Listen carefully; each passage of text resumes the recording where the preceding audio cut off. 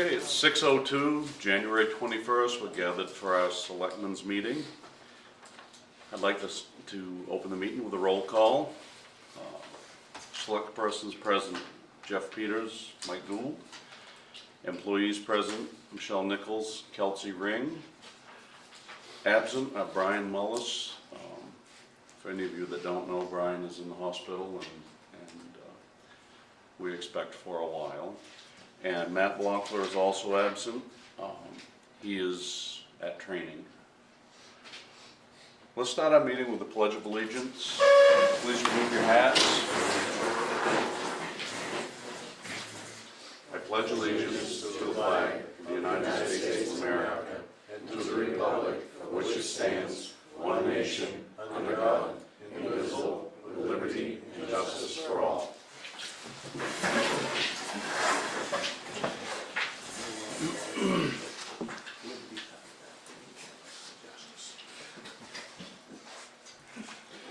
Okay, first item is open session. Has anybody brought anything for open session? Okay, At see this point, I did not put Matt's report on the agenda. If you, I don't know when you want to bring his report, if you want to read it.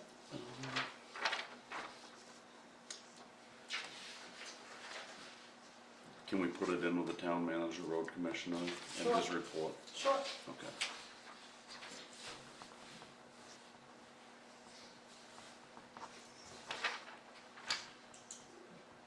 Okay, seeing no open session, we'll move on. Signing the minutes of the board meeting, January 27th, 2026.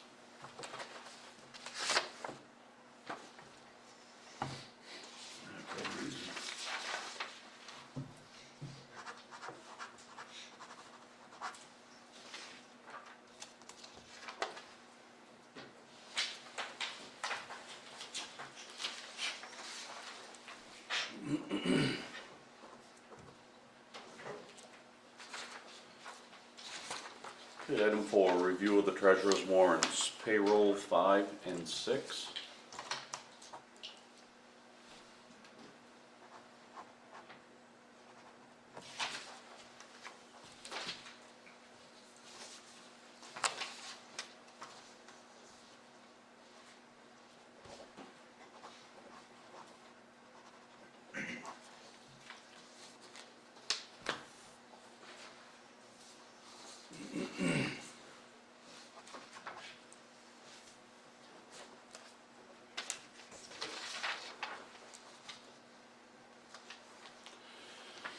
Okay, and accounts payable, number 7.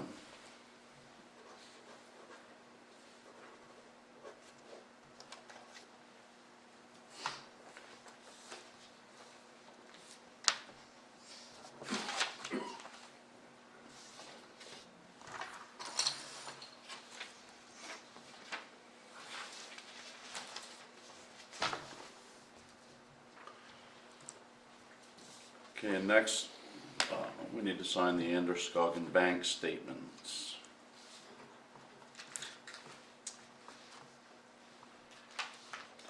These statements are for our reserve funds and our operating accounts.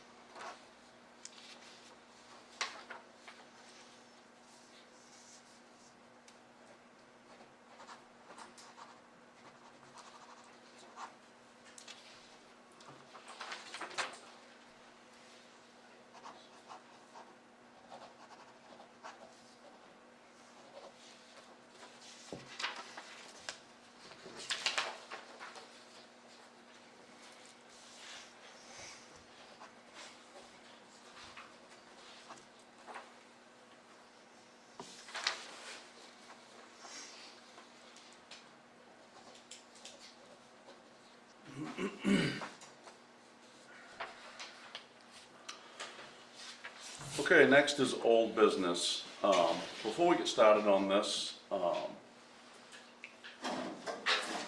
believe there's merit in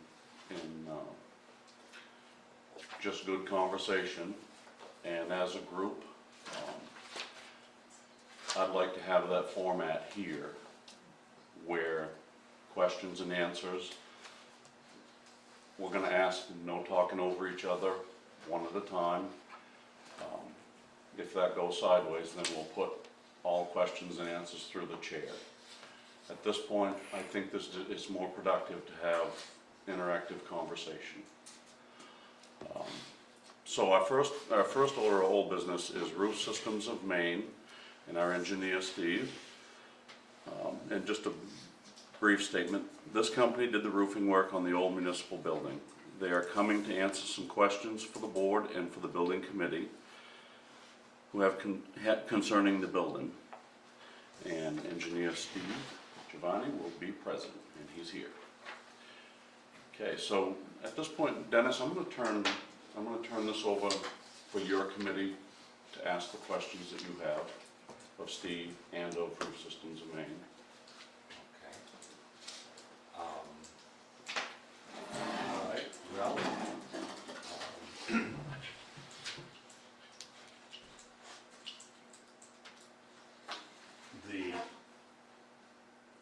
the estimate, the bid that we got for repairing the dormer on the north side and for patching broken shingles and flashing was $18,800 plus rental of the lift. I stopped and checked on the boys a couple times. About the second week, I asked them how it was going, and they said, oh, we're pretty near done. I said, okay. And I said, what'd you find out with the dormer? Well, we're not doing the dormer. I said, really? Yep. Okay. As far as they were concerned, they were just patching broken shingles and a couple of flashings. I texted Steve, and next week they came and started tearing into that dormer. When that first dormer was done, if my memory serves me right, the price had gone up to close to $30,000 or so, something in that ballpark. And we asked about the other two dormers, and they did the east dormer, and then I think the price was up to 50-something thousand. And the south dormer, as far as we know, it's not leaking and it's not a big issue, but that one didn't get touched. We thought they were going to. The lift sat there for, I thought they were going to do something on the south dormer, and they didn't. The lift sat there for a week or more, and I texted Steve, and he got back with me after a couple of days and said, well, they're done. So I was able to use it and do some work on the fascia up there. And I guess the issues now revolve around a job that we thought was $18,800. There was another estimate at the time that a fellow from Vermont came, and he gave us a price in the $30,000 range, something like that. And obviously we said, well, $18,800 is better than $30,000, so that's what we figured. And now we're looking at $50,000. I don't know, I had a couple of questions. I don't know how you guys, how you would repair something like that. The flashing there. And a split shingle like that.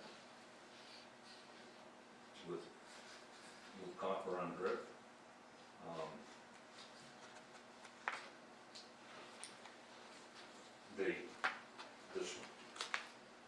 The broken one with the flashing showing, neither one of those are probably going to leak. They're not leaking problems. I wouldn't run and get somebody to go up and fix those the way they are right now. If I'd been up there with a lift and a crew doing that at the time, I would have fixed them. It's my approach. And maybe that's just the difference between me and the way some other people do business. I'm fairly particular about things, and if that were on the back of my woodshed, I wouldn't have a second thought about it ever. But being where it is on that building up there, and we had a crew there working on it, I would have thought details like that would have been taken care of. I haven't gone over the whole roof, though. Those are just a couple spots that I could see from the top and get a picture of. Our big issue, right, this is kind of minor, our biggest issue is the difference between the 18,800 and the 50,000. And I guess that's where we stand.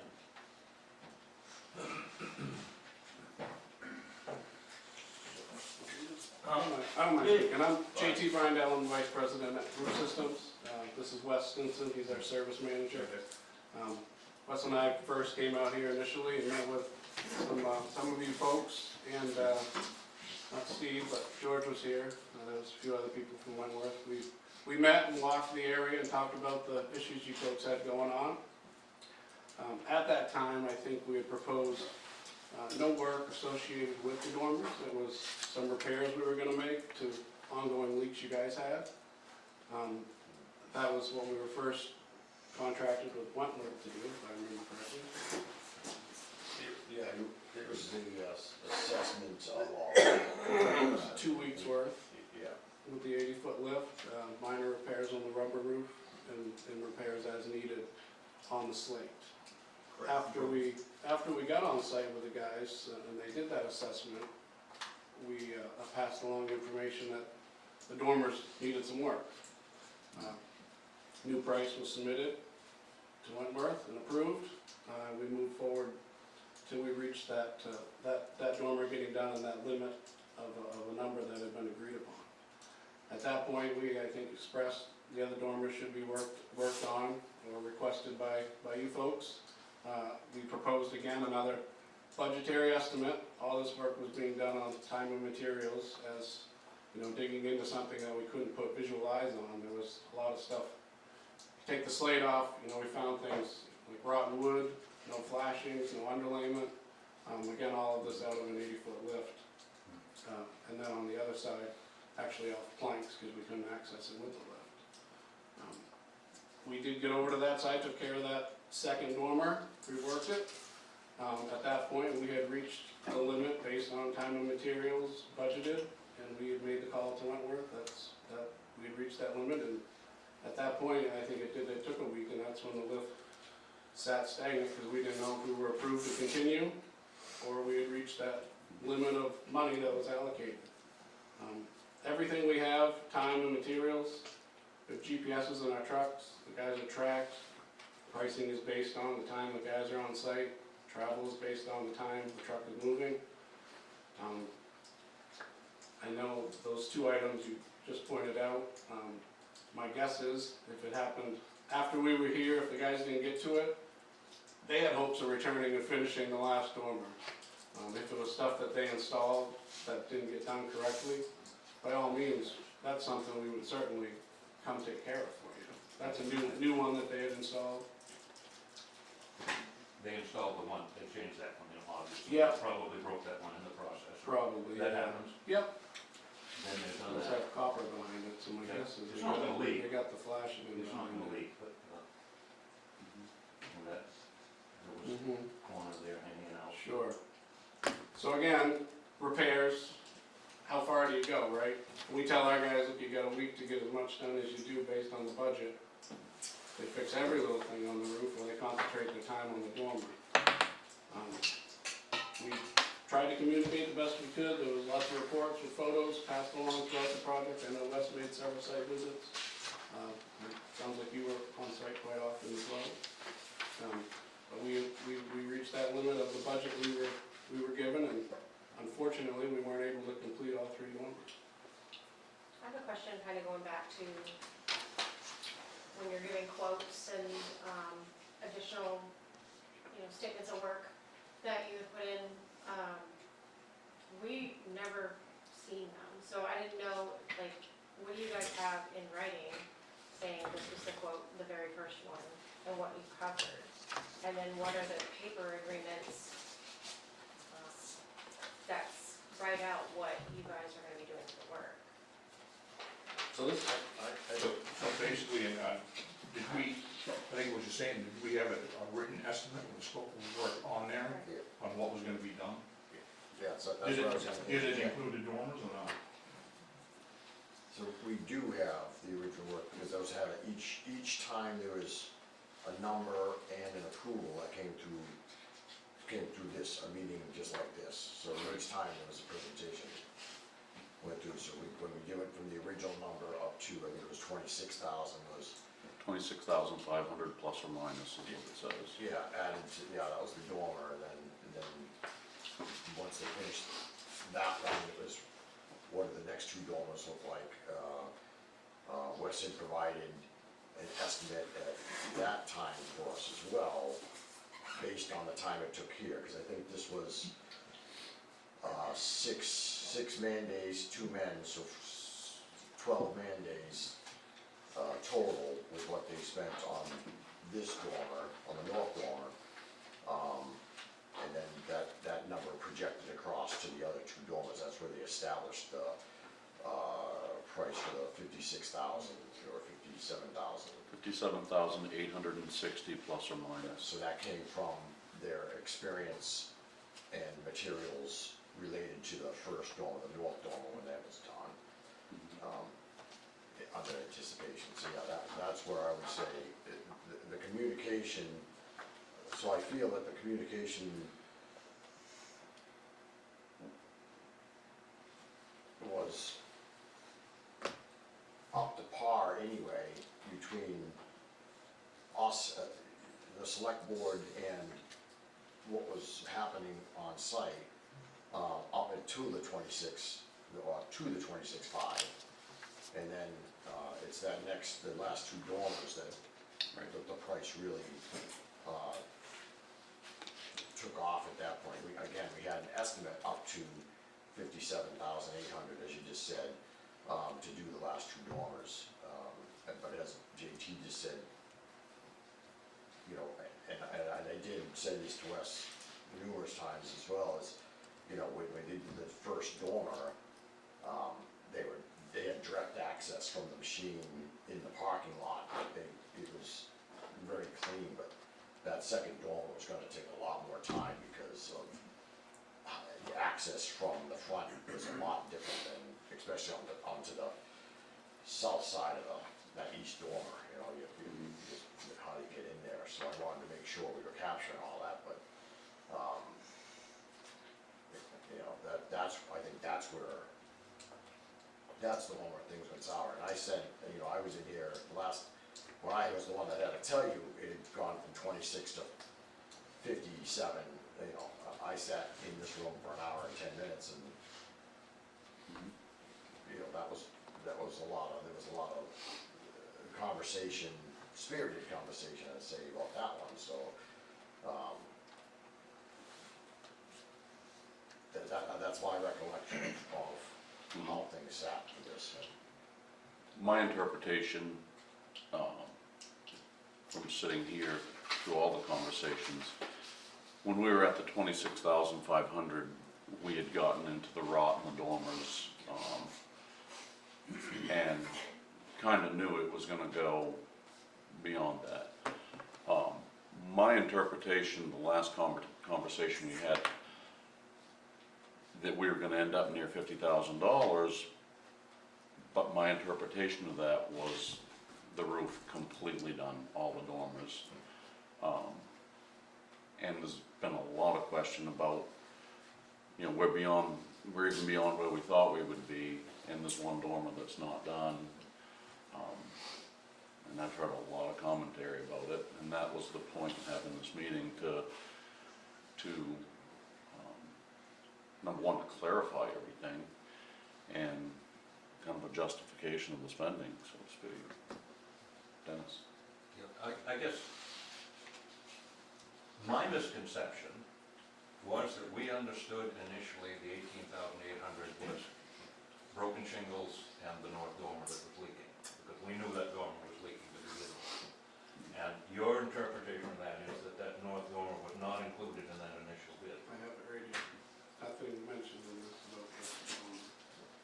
Nothing was mentioned. about specific work for that dormer. Within that quote? Yeah, this was from March 18th. See, we've never seen Of that. course, this was Yeah. from March. Yeah, and that's, so I'm gonna respectfully disagree, the change order that went from the 18.8 to the 26 was because of them opening up the north dormer and seeing how much extra work there was. Once they recognized that the metal flashing, they didn't even go all the way to the peaks, they were seeing the patchwork from whoever did the previous work, were literally just epoxy or caulked two pieces together, so that's what was holding it down, wasn't even nailed. What the two gentlemen discovered up there was what triggered the change order to get that dormer complete. So that's what brought us from 18.8 to 26.5. Sure, and I think we had given those budgetary numbers, one was for a week, and we got back to 2 weeks, and hopefully being able to talk to that dormer. Yes, so, You can speak. yeah, what was the gentleman from your company that we met out here that day? Older gentleman with George. the mustache, yeah, okay, George. Yeah. I was out here the first day, Yeah, I met with you and exactly. Mason. Yep, and we did the walkthrough there, so, upon talking, we were explaining that all the billing was to go through Wentworth and we're gonna That do, is not a true statement. that is, That is absolutely not a true statement. so we had never reached anything to go through the town for any kind of billing or anything like that, it was, Because when those statements were made, they were made with the Mason there as well. It was you and the Mason. And the Mason understood immediately. You guys got the bill from the Mason, 2 days later that the Mason was paid. So But we were specifically told all of our communication needed to go through you. communication, but it wasn't the billing. okay, so regardless, I mean, not to fight on that, that is Yeah. tomato, tomato, we can go, but, so our interpretation was that we were subcontracted through, that's why my communication had gone through you in the tunnel, how it did, and that's where we're at. So, but that being said, we had drawn up, because I had written this up and I sat with JT on it. Originally, the scope was to look over the rubber roof, because we knew there were issues, and then replace any broken, missing slate. So that's why in that quote, there was never anything about the dormer. Okay, now, I specifically met with you fellows and pointed out where that dormer was leaking. Do you remember that, Steve? Yeah. Mike, remember that? I do, You don't remember that? but I specifically remember the leaks around the dormer, not reworking the entire dormer. Well, we knew it was leaking from the Sure, dormer. sure, but we were hopeful it could have been some slate or flashing, Right. not opening up the entire dormer and And- reworking. But as far as our understanding, that bid that you gave us included that dormer, and you say it didn't. So that's where the big difference lies. Right. We had a miscommunication.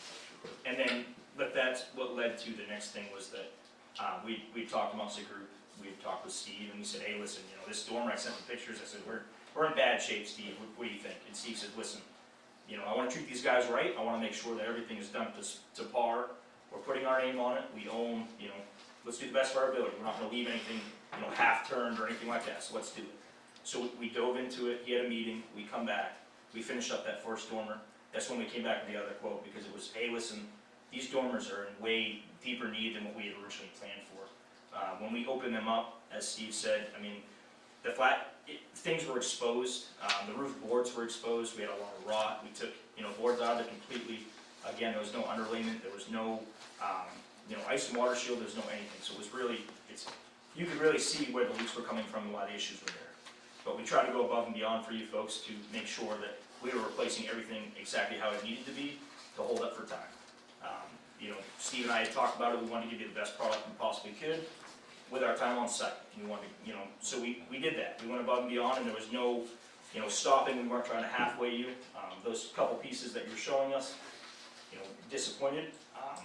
We didn't see them in the photos that I had. I didn't get up there in the 80-foot lift, but I had a bunch of finished photos and different things like that. It looked like we did a really great job, and at the end of the day, I mean, we gave you guys 100% effort. We were given a cap, not to go over that cap, and unfortunately, that led us to 2 out of the 3 dormers, and that's where we were. At that point, it was just giving you the best work we could, making sure that everything was gonna be dry, it was gonna be leak-free and fixed there. Well, yeah, so again, from the original price to the 26.5, that was that extra week to really wrap up that dormer, and again, you guys Right. did a great job. But I say that, I got to see, I went up on the lift, I saw the damage after you showed me via pictures. And then I came to the town, and then we discussed bringing it from the 18 to 26.5. So those are things, like you just said, those weren't approvals that I made. Right. Those are just the communication between you and I that I Yep. then brought here. Every time I got my notes and pictures from you guys, Yep. I was here with them. Right. So that's really what my function is and was. Understood. All the approvals had to come from here to keep moving, and again, going from the, I don't think there's any real complaints. Obviously there's questions, as you guys wrapped up, no one was questioning the work, they could see the photos, Yep. they could see on the north dormer. But when we came back and said this was gonna be the price for the next 2 dormers, again, that was a more spirited conversation as to how did we get here from 18 or 26,000 to, all right, now we need all that. And, but the town, in my opinion, the town, made a solid decision in the protection of the building, to keep moving and because of the quality of work. That's, I can see, from their perspective as to why right now we still have one dormer that's not done, but we're already at that cap. I can see what their concern is.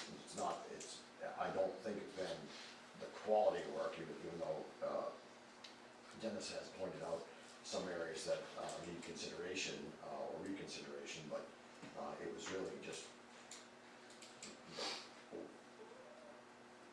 what we were anticipating to get for the same price, I guess. That's really, in my mind, the conversation, And I feel there shouldn't be anything open to interpretation for a job. Like each gate that is being met for a quote and then a change request, the scope of work should be written out in there. Like that's with any company contract. We shouldn't be guessing.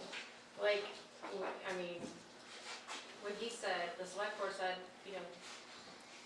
what they interpreted, it shouldn't be open to interpretation. It should say, this is what we're doing, have a detailed list, and then we approve that, right? It shouldn't be word of mouth. So do we have a contract, do we have statement of works on each one of these changes that write out exactly what we're paying for?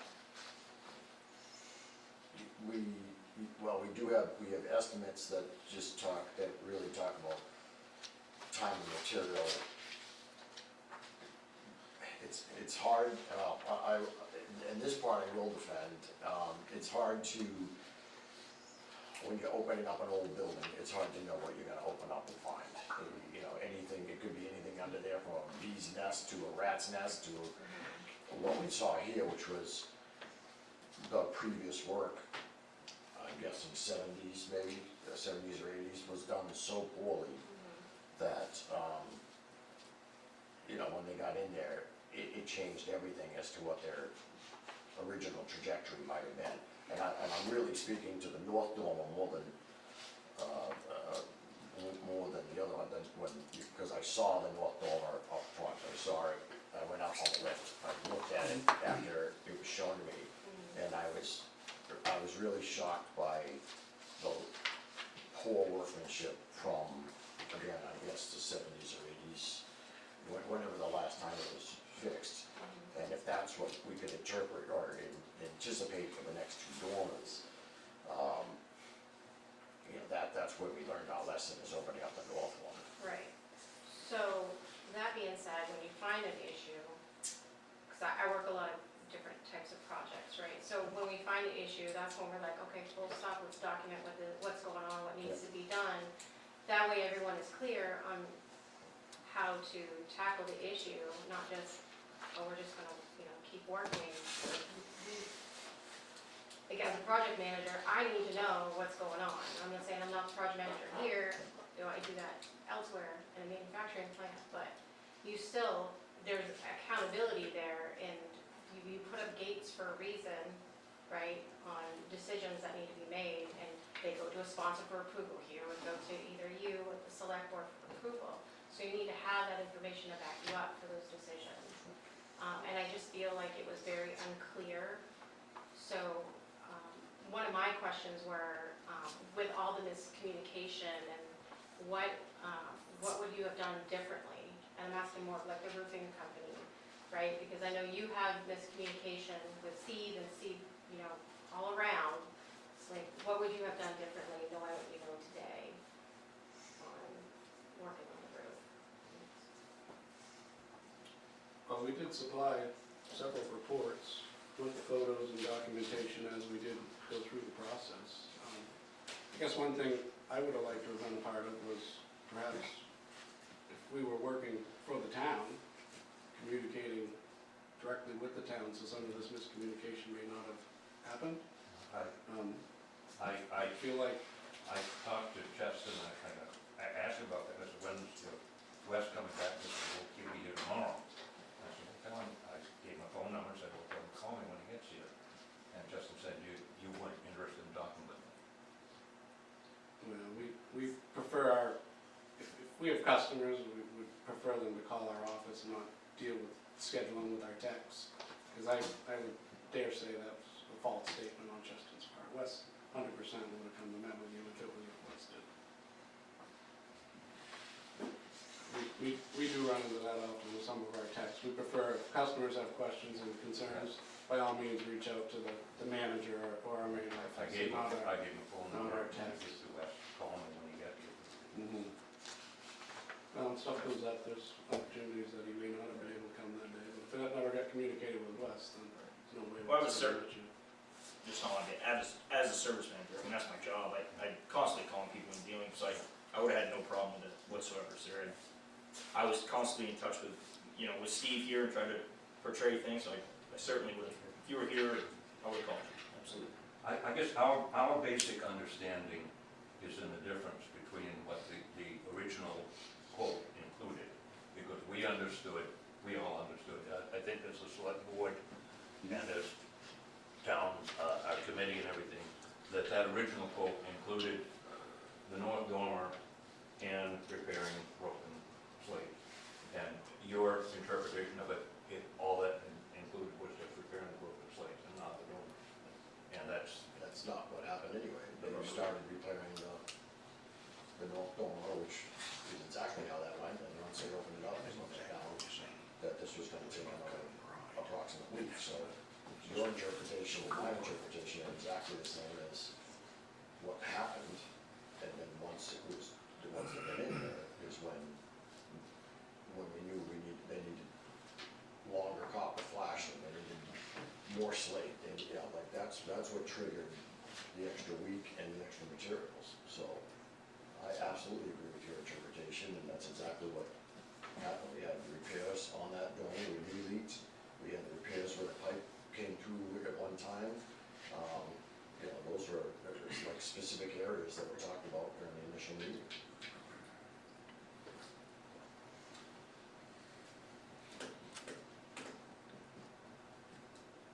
So I have a question.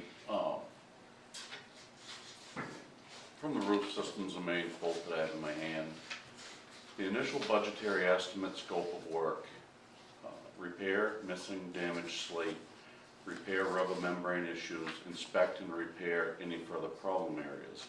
It gives the dates for it. And then it says extra, 3 valley replacements due to compromised metal, no underlayment, missing slate, minor rotting deck, causing continuous leaking. Replace the copper stack that was rotted out and leaking on the parking lot side of the building. And then it says findings, the parking lot valley took 6 days to replace, the slate shingles were cemented down, technicians were only able to save about 40% upon removal. The metal work in the valleys had a great deal of spacing, pieces cut short, no underlayment behind the metal to protect the roof boards, no soldering in the metal seals, and more Karnak, I'm assuming that's a sealer. Upon removal, the entire valley technicians cleaned down to the deck, replaced rotting deck boards, installed ice and water barrier behind the new copper, soldered the seams, installed new slate, bibs, and hooks. And these are from Wes, he's attached photos of what was done. It says work standing, all work is complete except for the 2 remaining roadside valleys. Their condition remains unknown until opened like the completed driveway side valley. Valley number 1 was the easiest to access from the lift and required 6 days of labor and materials to complete. If the town decides to move forward with the remaining 2 valleys, I am proposing 14 days labor, 7 per valley. This would incur a budgetary estimate cost of $26,500 plus or minus, subject to the unknown of each valley's condition, replacement requirements, limited accessibility, and additional lift rental time. And then it says bringing the grand total potential to $57,860. I don't have any recollection of that last statement in there. And then it says the current pricing when this report was written was $31,360, and that, in my mind, included the original scope of work and the extra that was listed. I didn't interpret it as, being $57,000 and not all the dormers being done. I don't understand the difference between $26,500 and $57,860 when at $26,500 we had done the original scope of work and we had addressed the parking lot side dormer, and what was left was the other 2 dormers. I guess I don't understand the difference between those 2 numbers. That's my question. At that point, we're at $31,360. We had completed parking lot dormer and all of the roof repairs in the original scope of work.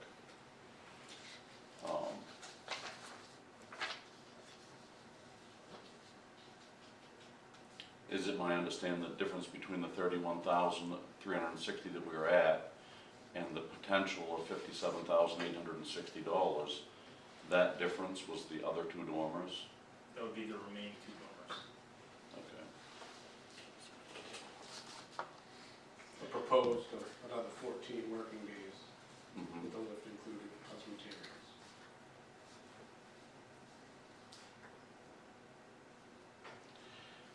And we haven't done the other 2 dormers, we've done 1 of the dormer, correct? We did 2 of the 3. Right. So that potential of $57,860 was a completed job, all 3 dormers. Am I understanding that Proposed.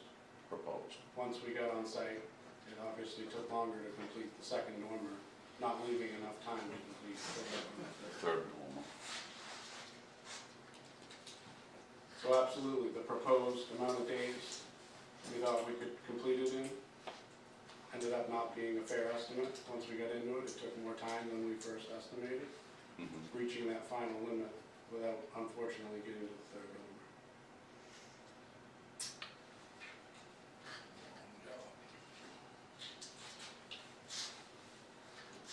So basically, the other 2 dormers were an additional $26,500 estimated, which is where we were potentially at before.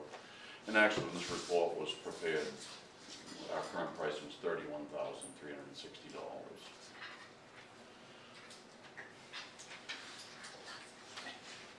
And where do we stand with you right now?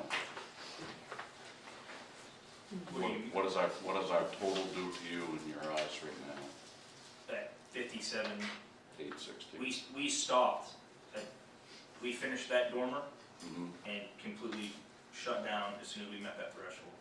We wanted to make sure we actually went up $1,000 on our end, aided to ensure that everything was 100% watertight and closed on that for you guys. And we still have one more dormer to go, We have one dormer that's not complete. and we're at 57,000. Sir.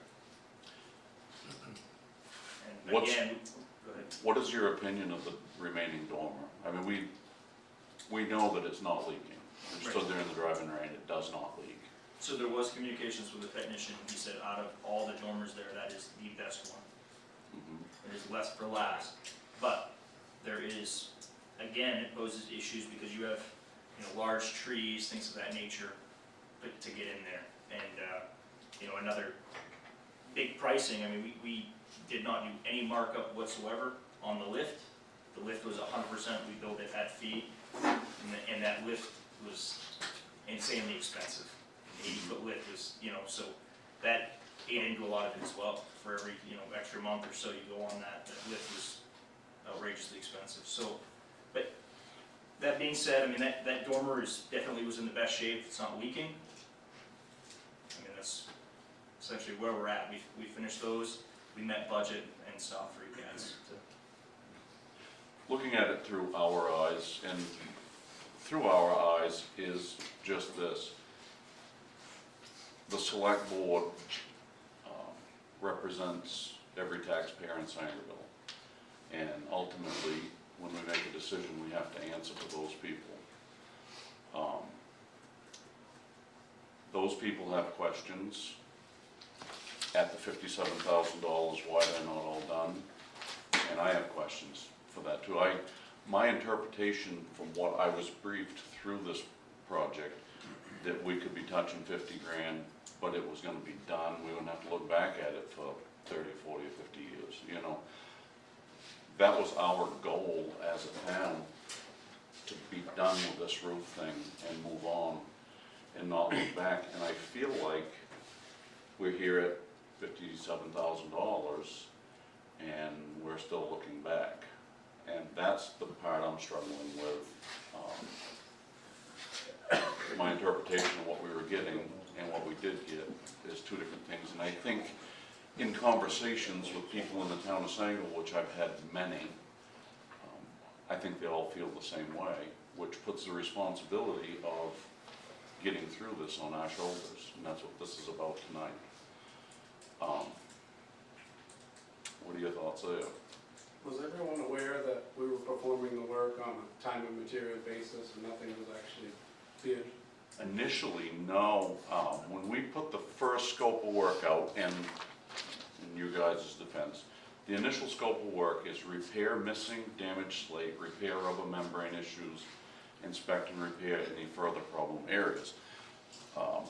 We expected those things done and an inspection report of what it may need that we couldn't see for the $18,000. And at that point, when we got that report, we were at $26,500. So the initial scope of work and the inspection and the report that went with that inspection, and the difference between $18,000 and $26,000, I certainly understand that. Even, if you go over a couple of weeks on the lift, it's that difference in money, I get that.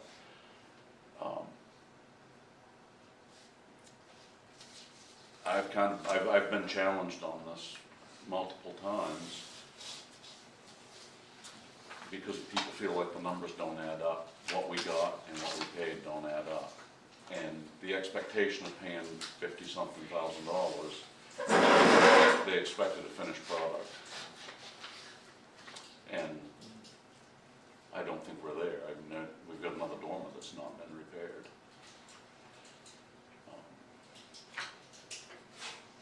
What's your interpretation, Steve? Do you interpret it the way the people interpret it, the way we interpret it? I will say that when when we did come back, when I did come back in here and we talked about dormers 2 and 3, so dormer, at that point, north dormer was done. All the other repairs were done. Dennis did have a chance, he was up there, and he actually spoke in favor of the workmanship that was being done at that meeting as well. Yeah, and I was coming back in looking for that extra 26.5, I think it was, to complete the last 2 dormers. Right. I would agree with your statement that, and I think it was you that said it that night even, was that let's get this done, let's be done with this roof, so that it's not a concern anymore, and I think that's how I interpreted that as well. And I certainly understand time and material components. I did have conversations with Wes in that conversation, because I was concerned about, again, how that lift would even get back there. Like, that was a major concern for me, and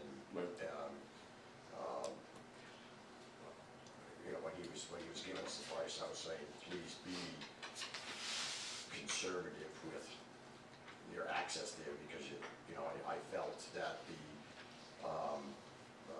2 technicians would be working slower around those whether they crab apple trees or cherry trees out front, and then getting even back to the south side of the building even tougher than that, just because of the slopes and stuff. So I felt that it was gonna go a little longer, and that obviously man days is what matters, right? Time and material, or man days is what matters. So, but ultimately, I felt that the project was, we were walking away from the roof done. That was my interpretation of what we were gonna. Me too.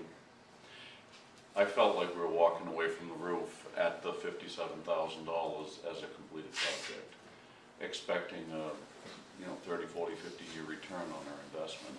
And that's the big concern that we're bringing or that I'm hearing from the residents of Sangerville is willing to spend that money, but not willing to accept a job that's not complete. And that's what I'm hearing from the people. And I'm bringing that here to have that discussion with you and with Roof Systems. I mean, and it's hard because, one of the things JT pointed out is that loop in communication where there was some missing components there in the communication, I think.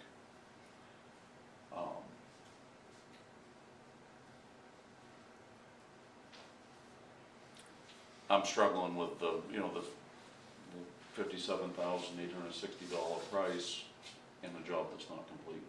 That's where we're at as a board, I think. Do you agree with that, Yep. Mike? And I think that's the consensus of the people at Sangerville all feel the same way. And I think Brian felt the same way too. And I'd just like to know what we can do about it, I guess. Do we complete the job? Can we talk about the money? What are our options? I mean, as a town, we're a very responsible town. We pay our bills when they're due. I mean, like with the Masons, I mean, and we want that to apply here. I'm just bringing concerns from the people of the town of Sangerville that we understood the scope in the $50,000 range to complete the building, and we're not there. So it sounds like nobody's questioning the workmanship. Nope. In fact, what Dennis brought us, that was the first I'd seen of that, but I have some experience, there's a lot of people in town that have some experience with this, and I wouldn't say a negative thing about the workmanship. I mean, I think you guys did great looking work. Is anyone questioning the time spent for the work the folks did complete? Yes. Yeah, I think I've heard some question about that, the efficiency of what was happening. And again, Steve brings out a really good point. When you're cocked off sideways with trees and obstacles and houses and all that, there is an added time component there. Exactly why we portrayed it as time and materials, because there would have been no way for us to put a hard number to something with so many unknowns or so many unforeseen situations. I think that second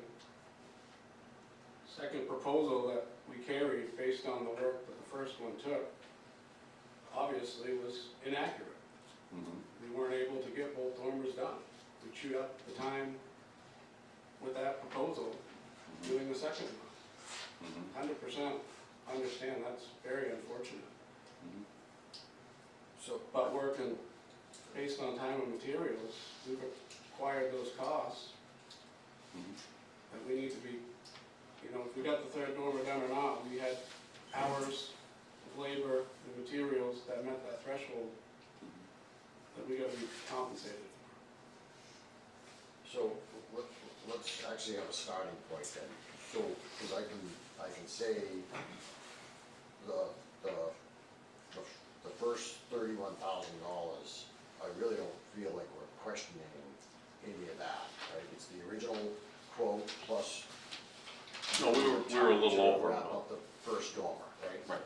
So it's really the next, it's the estimate, the 26.5 additional estimate to do the last two dormers that's really That's what's in question. right now. So I just want to give us a starting point to say, all right, the 31, can we agree that there's no question about the first 31?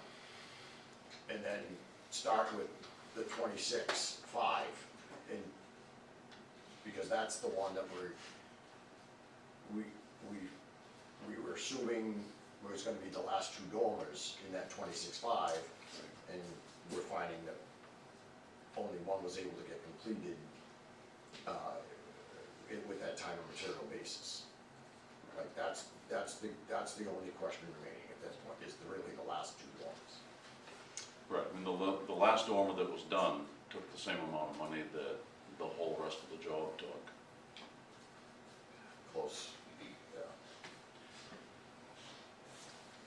And that's what I've been brought by the people.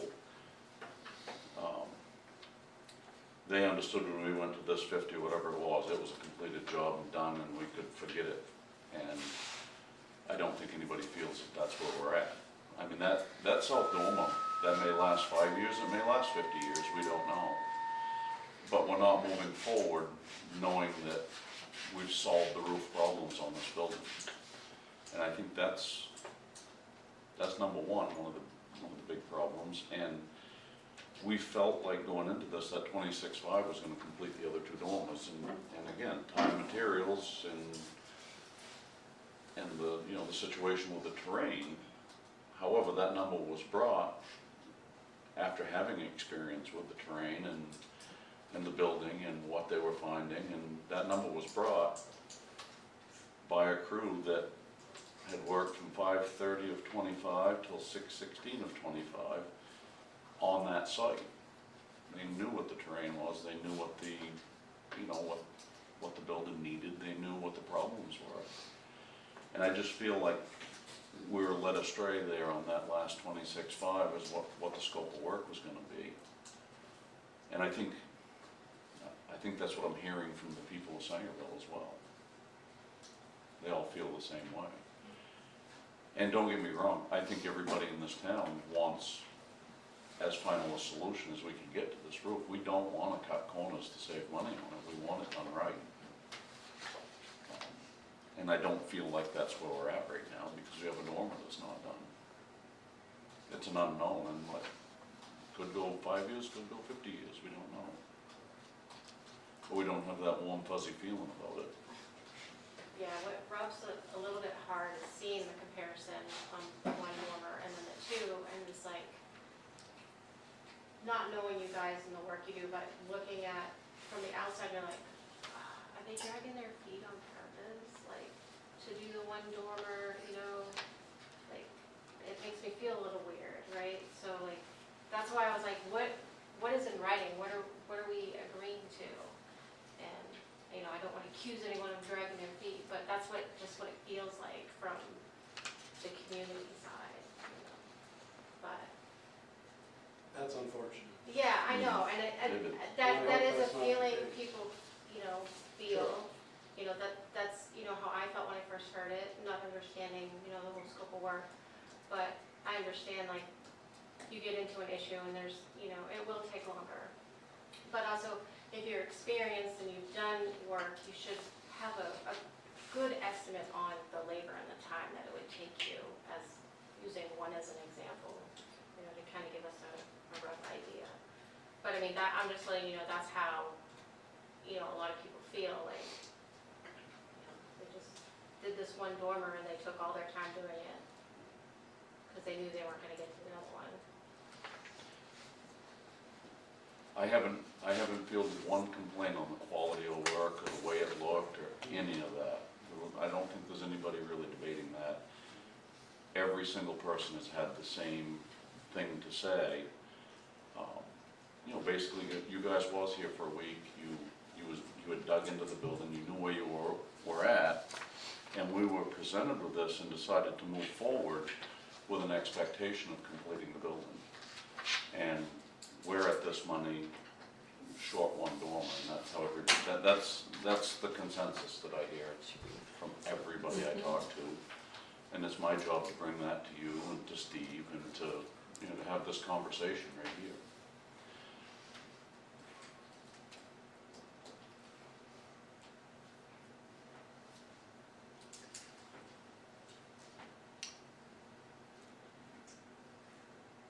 And again, we want to, you know, we want to be responsible, we want to pay what's due, we want to pay our bills.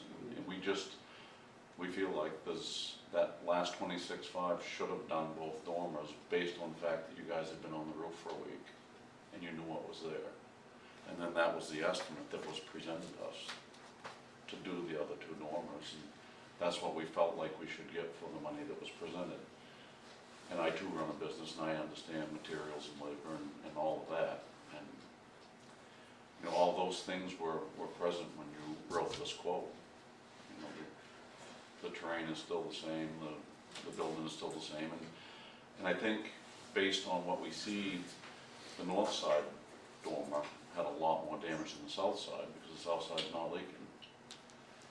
So I expected to see those go a little better than the north side, because, you know, standing up in the attic, you could watch the water run right through the roof on the north side and none on the south side.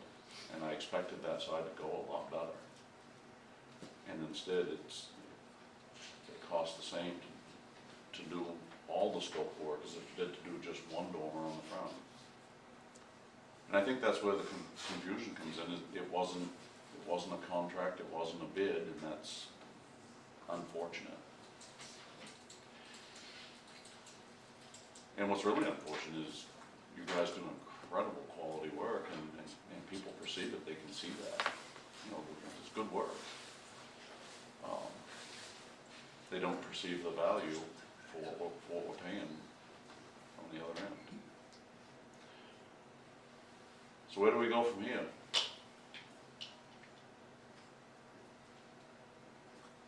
Well,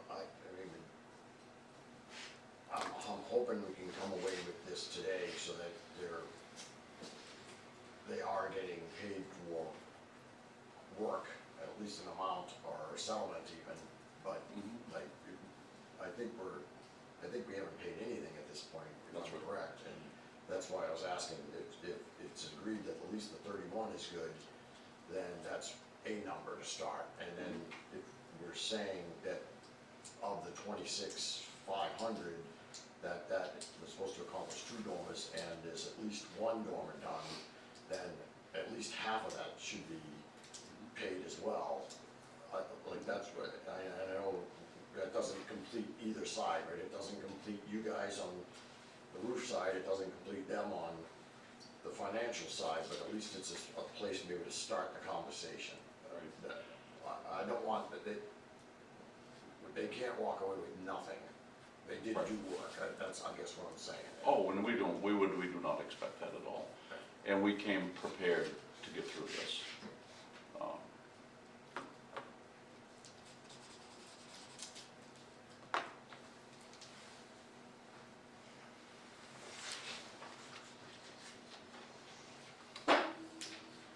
As you just said, Steve, I felt when we were at the 31,360, I felt we were a little over, because I expected the 26.5 originally is where I expected to be. But I also understood where we were at too, what, some of the things they found and whatnot. And I don't think there's any debate over that part of it, you, Dennis? The 31,000? Right. No problem with that. Right. The big question comes around, we were 31,000 to do the scope of work, and that included rebuilding the North Normal. And I think we're all comfortable with that number. The number we're not comfortable is the 26.5, which we anticipated to do both dormers, and we got one dormer done. That's where that was the holdup in this whole program is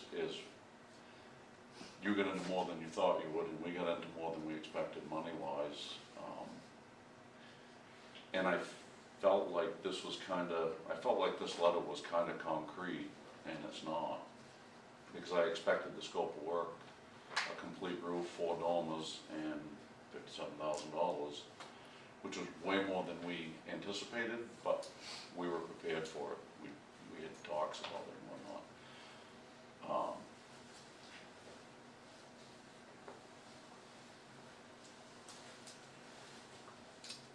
Has anybody else got any ideas, comments, conversation?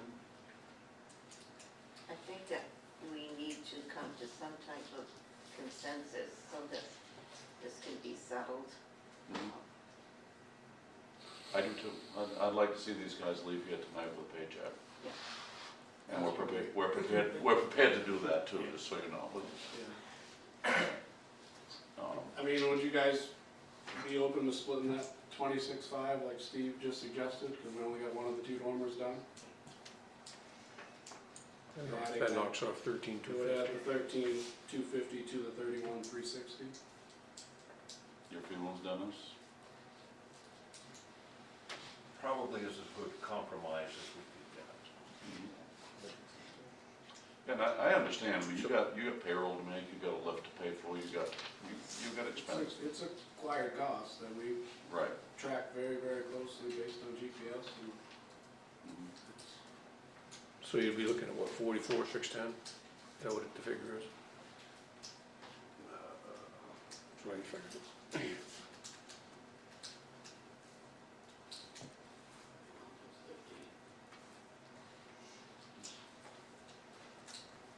yeah, 44,610.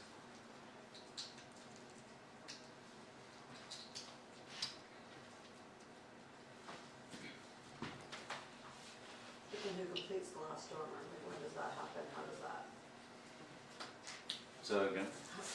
When does the last dormer get done, like there's no real resolution for the town? At this point, I feel like they've completed the scope of work and we owe them money, and I feel like we need to get to that point tonight. Are you interested in doing the other dormer once we get through this? Yes. I will say it's probably going to require time and material costs that will Right. exceed $13,250, That's right. based on 2 dormers now being complete, one in the difficult section, that we could hopefully give a much better estimate for, budgetary estimate. But yeah, we would entertain certainly doing the work. I think access wise, this one would be the most difficult. It would It be. is gonna be the most time consuming, just because Working off of planks and stakes. there are trees directly there, and as Steve was saying when we talked about it, I don't know exactly if the lift is gonna be the answer, it might get you there, but I think you're gonna have to work off planks and do different things, because it's not gonna navigate. Mhm. The north side was the easiest as far as navigation. Right. Side, we, again, working off planks, took twice as long as what we had hoped, and that's where we're at, so. Do you think that removing, there's one of those trees is on our side of the line and one isn't, correct? Right, so, we have and this is obviously speculative, but if you guys receive the grant, Mm-hmm. my assumption is gonna be doing, of course, you guys will be doing the site work and all that stuff. Excavation So those work. trees will be coming down anyway. Correct, that's where I was going with that. Right, but that also means that the site contractor needs to do his work first. Correct. Prior to these guys doing their work, and I'm not really sure how that time frame might work out for them. Cause again, you don't want them up there in November doing the work, you know, you really want them in the same time frame they did this work, and I'm sure unfortunately, that's probably every client they have says, yeah, do it in the summer, right? But I just don't want, you wouldn't want the two contractors can't work over each other, that's just not a possibility, so. Well, we it's- could revisit it during phase two, it's not a critical need right now, right? Because they're I needing. would, I would say that as well. I just wanted to clarify, they had started the work, and the work that they've done is good, and should we decide to do the other dormer, were they willing to do it? Yep. So the work is all the same. The purpose of tonight's meeting is to get to where we are right now. I just wanted clarity that they were or were not interested in continuing on the building, and I think we got that clarity, right? Yeah. And there'll be time and materials on the remaining dormer. So Lessons learned. as just mentioned, yeah, you know, again, if all goes well in 2026 represents the foundations and the site work, then you're really looking at 2027 finishing that dormer, which would also, or even 2028, but that would also mean if you were working with a lift, that would be the opportunity to do any other fascia, cornice, all that stuff work on that side of the building during that time frame as well. So what was the number, Mike, that came up with? 44,610. 610.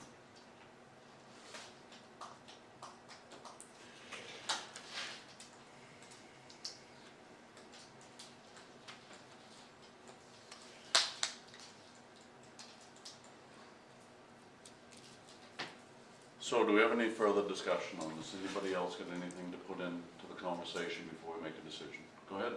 So, I haven't followed any of this, so I can't speak to any of the, whatever happened. I will say that I use Roof Systems and Main at work, I'm in charge of the county buildings, I've dealt with West before. Obviously, they do good work, but where I'm headed with this is I have 4 buildings that have slate. And honestly, if they told me that I could have the courthouse slate roof repaired, replaced, or whatever for 60 grand, I'd be very surprised. So I'm kind of surprised by that number for that whole building. But that's just my take on it. It wasn't the whole building. There's some repairs and some valley work. Yeah. It was, Right. square foot wise, it was But I think less the than probably slate. 10% of the Oh, building. okay. Any other commentary? So I think, I'd like to make a motion that we offer $44,610 to Roof Systems of Maine to satisfy the scope of work completed to date. Second. No other discussion? Okay, it's a vote. So with that said, we'd like to present an offer of $44,610 to satisfy the scope of work to date. If you're willing to accept that, we'll pay you tonight. We will accept that. Okay, so have it noted that an offer was made and accepted. Thank you. Thanks for understanding the people's side of Yeah, things. it's a tough situation. It was unfortunate. I think in this thing, I think there's a little miscommunication there, and that is unfortunate. I do want to make clear for the record, every communication between Wes and myself, Mhm. or even JT and myself, was put through Brian. No, Brian's communication with the board is excellent as well, so Mhm. there was no, I felt like there was no gray area. I didn't feel in the dark through this, and I was just, I brought my concerns with everybody else's. I've sat in front of this board now like 8 or 9 times, so it's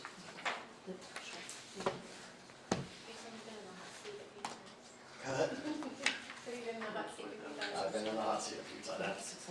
26 fine was a hot seat, I'll tell you that. That was a rock and roll night. Yeah.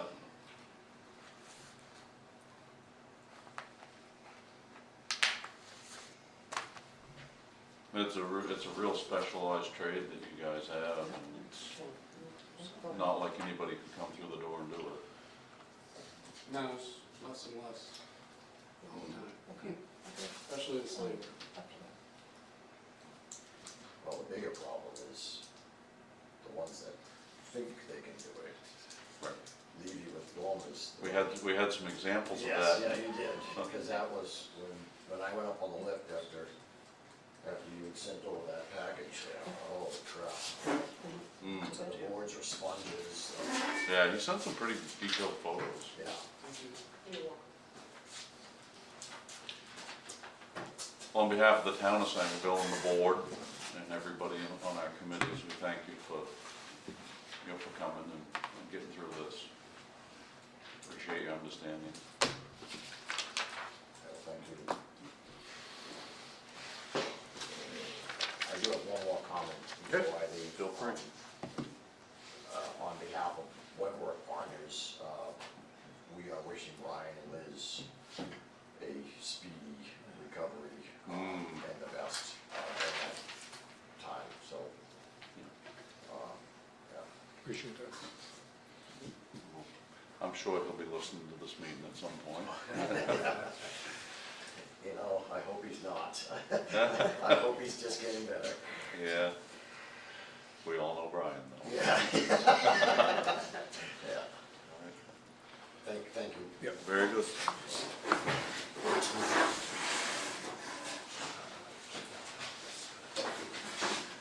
Yeah, I have to run back to Brian, that's why I told Michelle I had her, but yes. As soon as I get the okay, I can.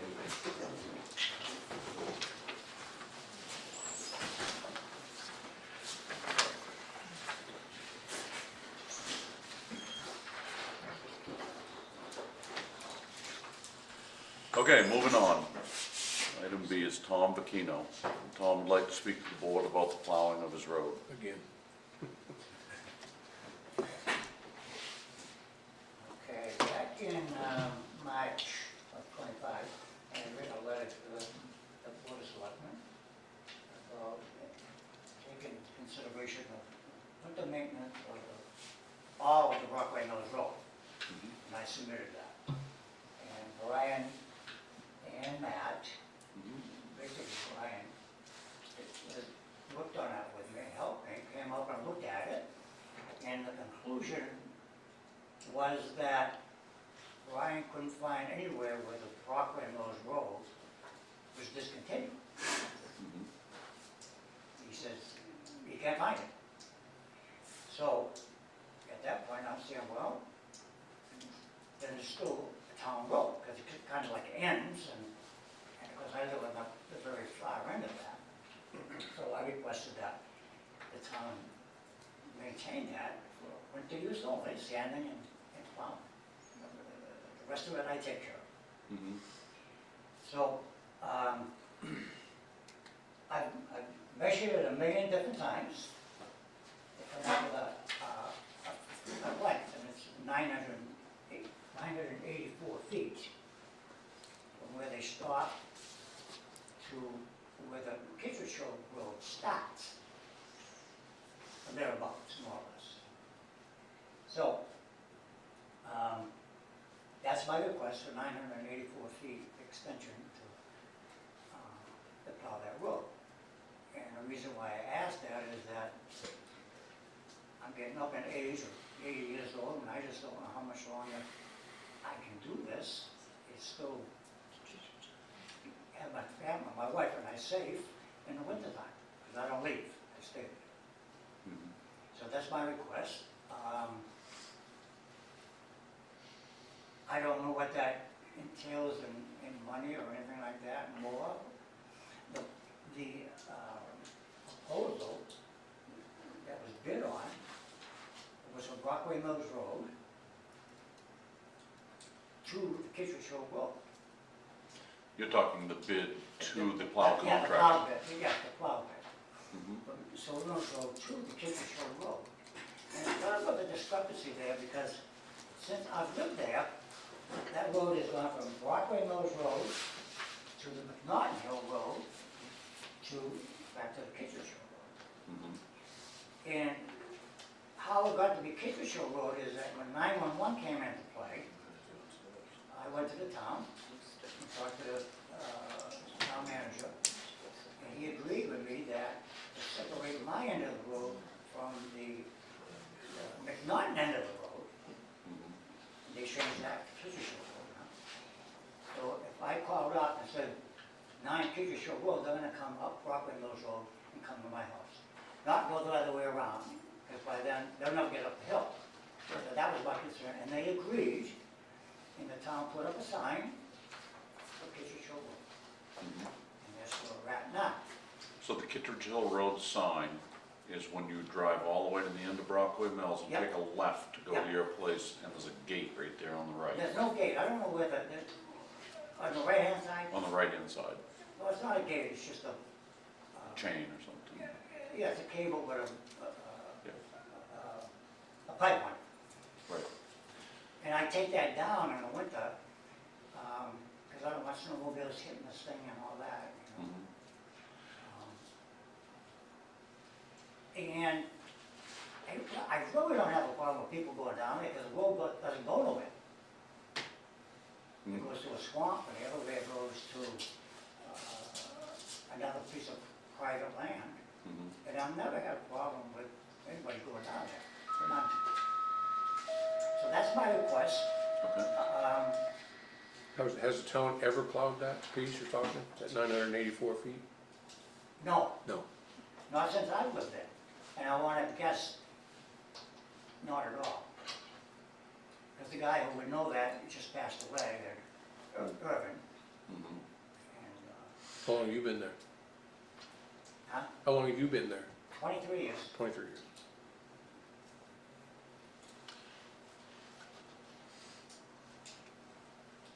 I haven't been out to look at it, I know the road narrows some, Brockway Mills, when you get to that last house on the right, I know the road crowds in and narrows some. Yeah.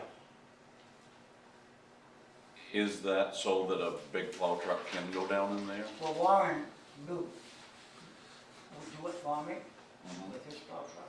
And I think we're all the same size, I believe. Mhm. And he would do it for me. And there's adequate turnaround for a truck that size? Yeah, he would, what Warren would do, he would plow forward, he'd make the corner, and he'd go past my driveway, Yeah. and then turn around in my dooryard, between my gates of my dooryard, and then plow back out again. And I'm not requesting that, Mhm. because I wanna keep the Brockway Mills Road separate from the Kittredge Road, which now is probably a mile long. Mhm. So the people on the other end can't say, well, they're doing that, what about this? So I kept it separate on purpose, Mhm. on purpose. So Warren was turning around at your house, do you think that a plow truck with a wing can turn around at the end of Brockway Mills Road? Yeah, because that's what he had, that was the truck that he had a wing on it as well. Yeah. And the road widens right up after you make the corner. Mhm. There's ample room to turn the truck around.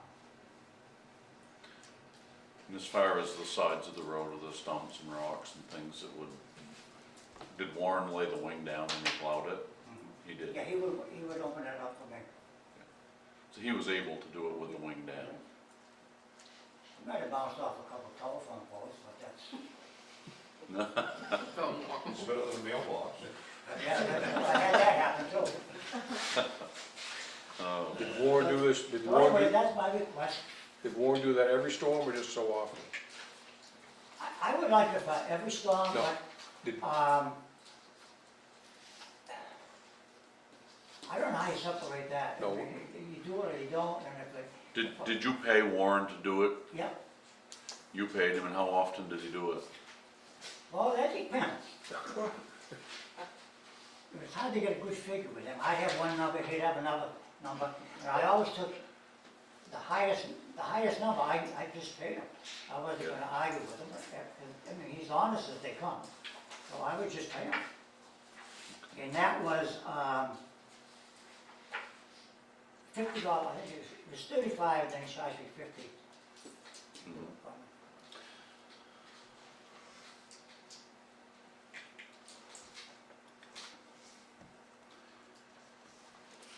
But that wasn't every storm, that was just so often? Just to kick it back, yeah. Every storm? No,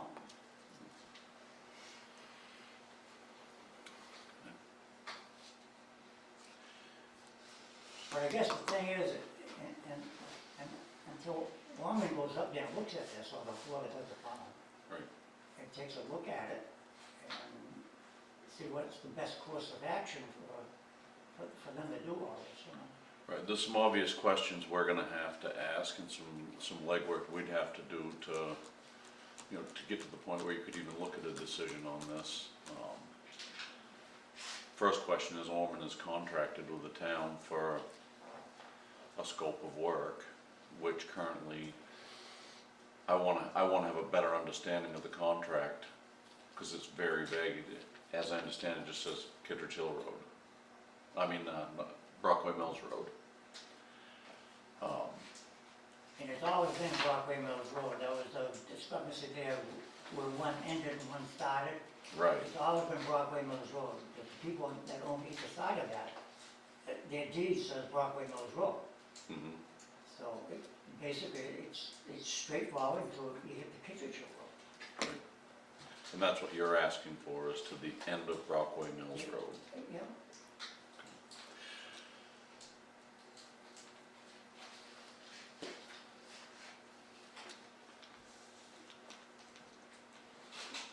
Okay, 984 feet. 984 feet.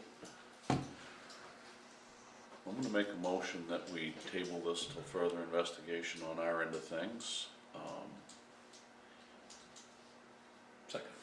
One more thing I forgot, is that Ryan apologized to me. He worked with me on this, and his words, when you can ask him, is that he forgot to put that in the bid. Mhm, And he apologized to me for that happening. mhm, So it should have gone in on the bid, when mhm, the bid went out, and it did. Mhm. And he felt bad about that, and he said, well, we're gonna try to make this right for you. So I said, well, okay, I'll do this part, I'll do the request, and okay. so we'll go. So again, there's a motion on the table to table this until we do our homework on it. We have a second. So we voted to just, we're gonna table it so that we have time to do our homework on it. Sure. Why don't we leave it like this? We're gonna try in Brian's absence to get through what we can.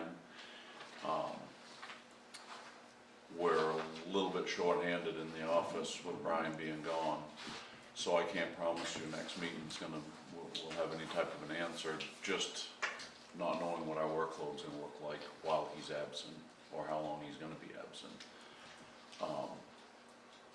That being said, we'll do our best to get back to you as quick as we can. Well, I've waited 23 years, so Yeah. Very patient man. yes, I am. Thank you, Tom. Thank you.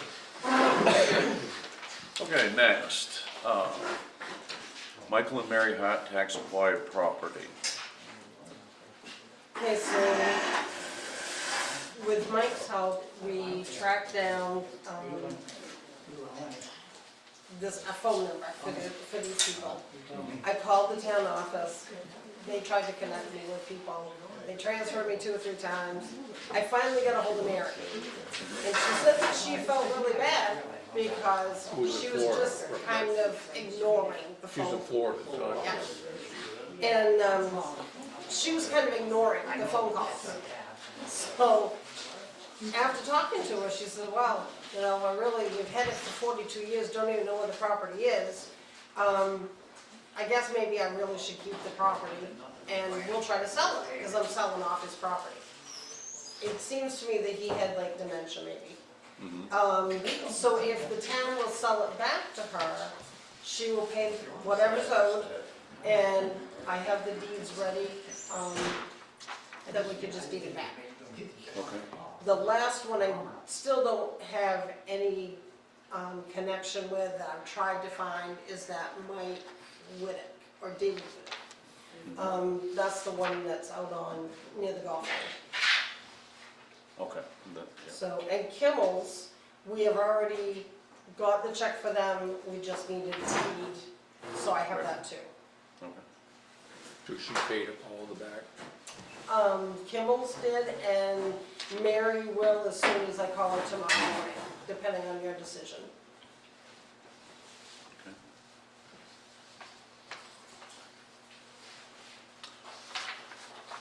Again, just like before, we're not in the real estate business, and if she's willing to pay what she owes us, I feel like. That'd be good. So let's make a motion and a vote. Make a motion that we accept payment for Michael and Mary Hart's back due and sign a deeding the property back to them. Second. Vote. Here are the two deeds. I don't think she's even been to that property. No, she said she hadn't done that.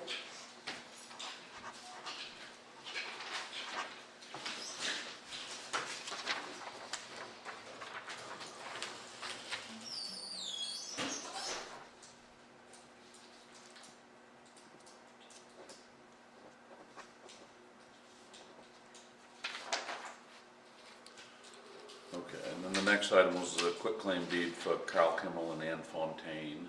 Right, That and was- that's the that one was you whatever just, one yeah. we just- okay.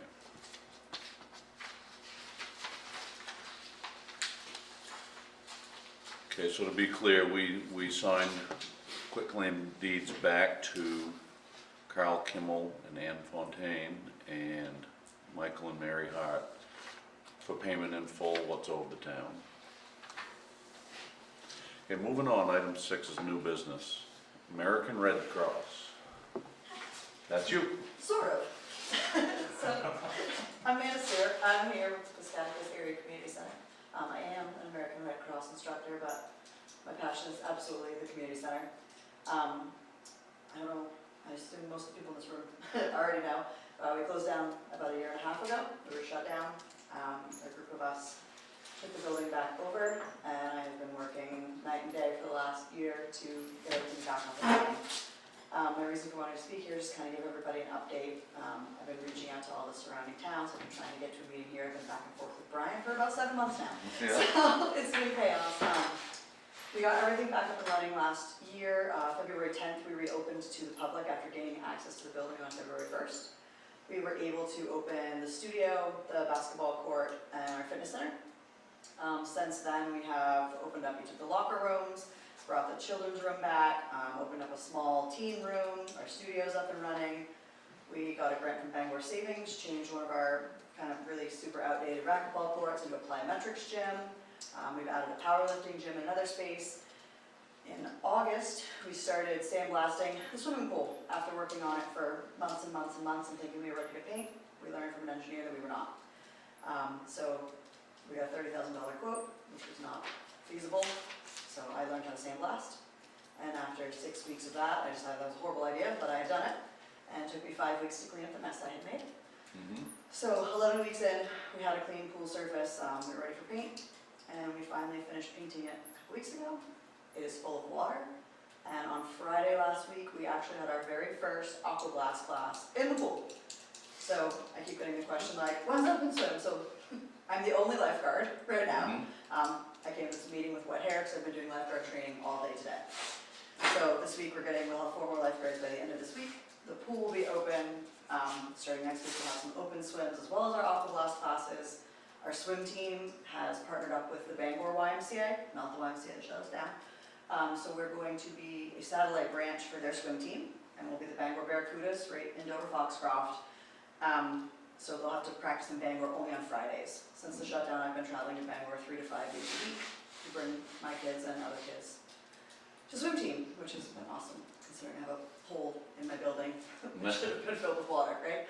So, pretty exciting, really big stuff for this area. I did send a warrant into the town, which is one of the reasons I wanted to talk with you guys, and I'm asking for $4,000 in annual support. It's based on 25 cents per capita per month ask. Asking all the surrounding towns to kind of help us out. Dover Foxcroft obviously helps us significantly. We get a $60,000 a year in monthly payments from them. We run, Foxcroft Youth Sports kind of handles the 5th grade and up, so we really handle that like under 5th grade thing for them as part of our services that we do there. We try really hard to bring in lots of community events for free, including all of our surrounding towns. And I think a really important thing for everyone to understand, we're not the YMCA anymore.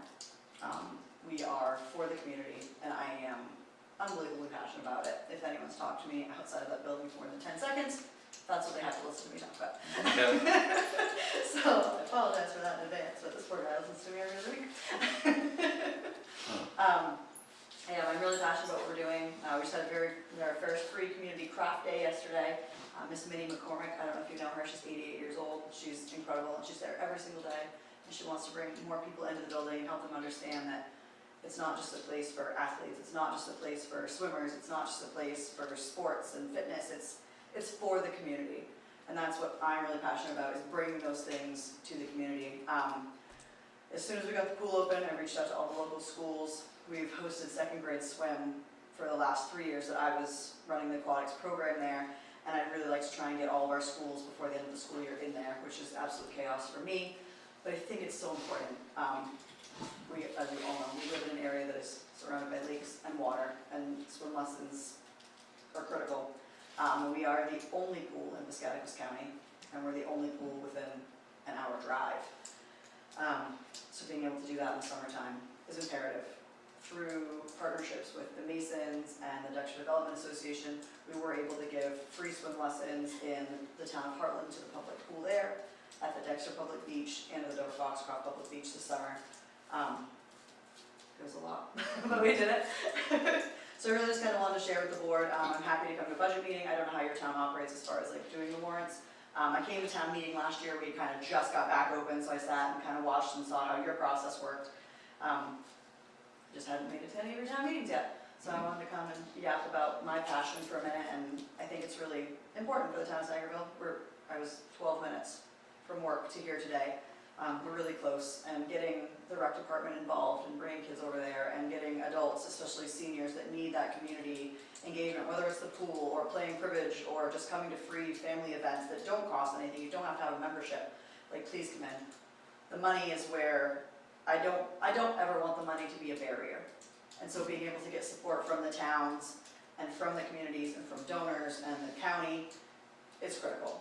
I do not care if they are restricted donations or if they are open donations. We get both from people all the time. That is something very different in a model than what the YMCA did. YMCA was general donations, so you didn't get any say in where your money went. I don't think that's fair. I have people that are very passionate about the swimming program and they donate to the swimming program. I have people that are very passionate about the fitness center and they want their money to go to that. That's what they use and that's what they do. So far we haven't really had any general donations, anything other than general donations from towns, but I do want to make it very clear that if there's something that money is supposed to be for, we are absolutely open to doing that and very, very good at reporting on it. I think that's all. Any questions? So this Piscataquis Area Community Center, is it a standalone or is it affiliated with other? So it is just us. We were the YMCA for 40 years. We opened in 1987. Last year, I had been branch director there for about 6 months. 2 years prior, we had merged with the Old Town Orono YMCA. So then you've got, one CEO, one CFO, like really kind of getting rid of some of those costs for our little teeny tiny place. They walked in on a Friday afternoon. I had 46 second graders from Guilford on a bus in bathing suits when they announced to me that they were closing and draining the pool immediately. I had to call the principal, Anita, and say, I can't take your kids today. And so I cried on the phone with her while they posted on Facebook that they were closing and my staff hadn't even been informed, so it was pretty traumatic. I was super fortunate to have Jason Brochu step in very quickly, help me with attorney fees and getting those things set up and building an advisory committee and, you know, cease and desist, and it was a process. And I'm a little emotional, like, it's been a very, very personal project for me. So, yeah, I don't know if I answered your question, I'm just rambling. So you guys are standalone now, you're not affiliated with? Yes, no, so our only, sorry, thank you, You're yes. not affiliated with YMCA? Our only affiliation is with the Bangor Region YMCA, For the swim. and we're a satellite branch for their swim. Swim. Yep, we have no contracts, we have nothing. They hire the coach, but they hired our coach, because she's phenomenal. And we wear orange and teal when we go to swim meets. So other than that, it's just us and our communities. Neat. Sometimes. Our power bill was $4,000 this month, and we didn't use any more electricity than last month, and it was $3,000 last month, so. Like the cost of everything are just, Right. it's insane, and so we're trying really hard to keep membership costs down, and So your ask from the town is $4,000 annually, that's what you're looking for? that is the ask, yep, As a, basically a sponsorship to you. yep. And I did send in a formal warrant, so you'll have a letter wherever you keep your pile of those. And like I said, happy to come in and talk to the budget committee if that's how you do your operations. Okay. Well, it's neat to talk to you. It is neat, I'm right? glad you learned how to sandblast. I am not. But I did, so. My buddy Lance could have helped you out. So we had a lot of people try, Yeah? and it was not, so we just did it. It was me and one other person, and he would do it for 6 hours a day, and then we went home. I would do it for 6 hours a night, and Yeah. in 6 weeks, we nailed it, so. Yeah. Well, very good. Thank you. Very much.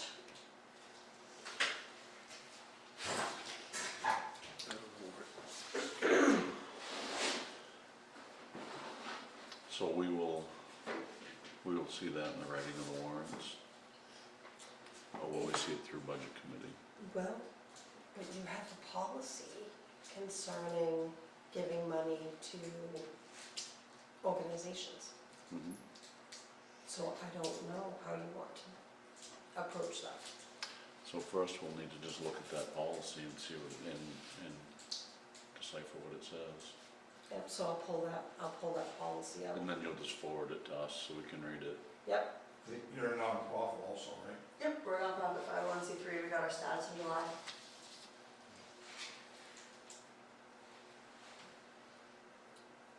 And whether that looks like a sponsorship or that is you need, I don't know, so like the town of Heartland, like they wanted to give us, but they wanted theirs specifically to go towards their Heartland swim lessons this summer.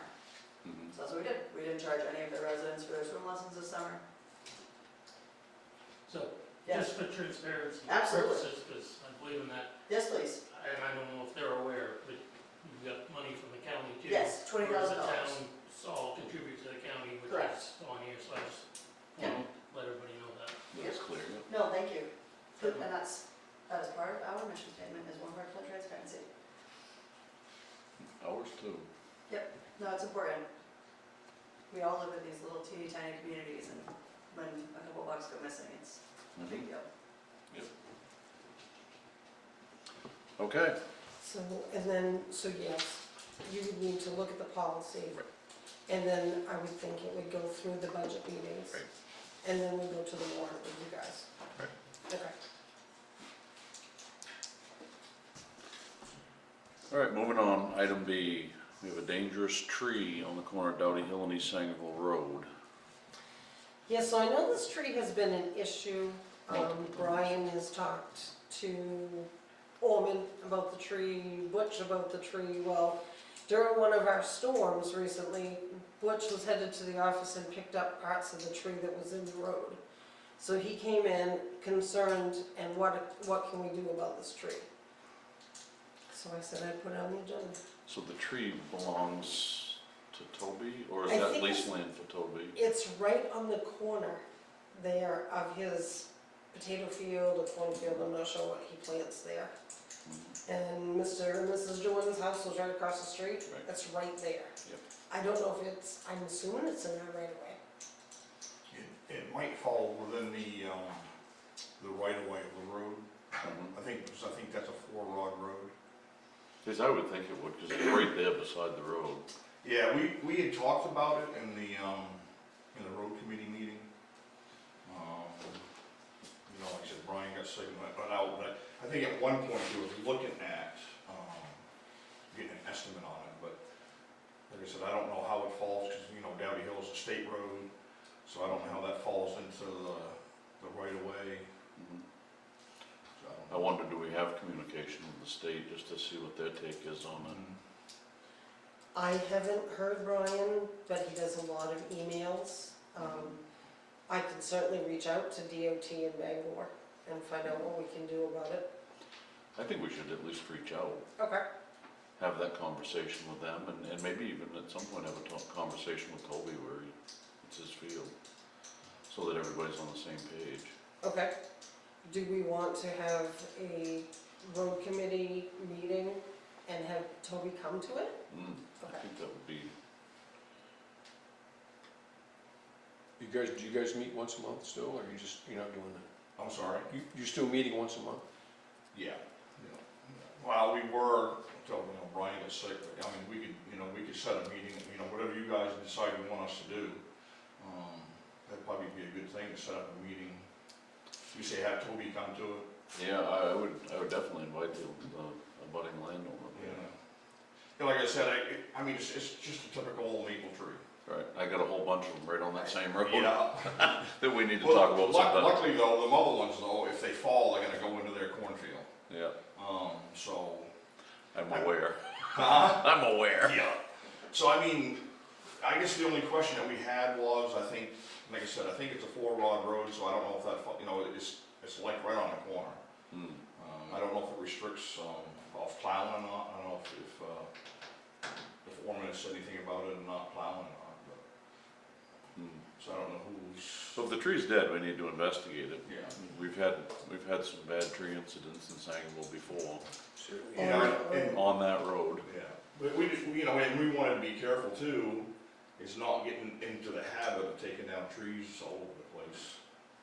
Because you take one down here and somebody expects them taken down over there. Dowdy Hill's full of them. Yeah, I mean, I think there's Yeah, there's one 8 or on- 9 of them on my property, Yeah.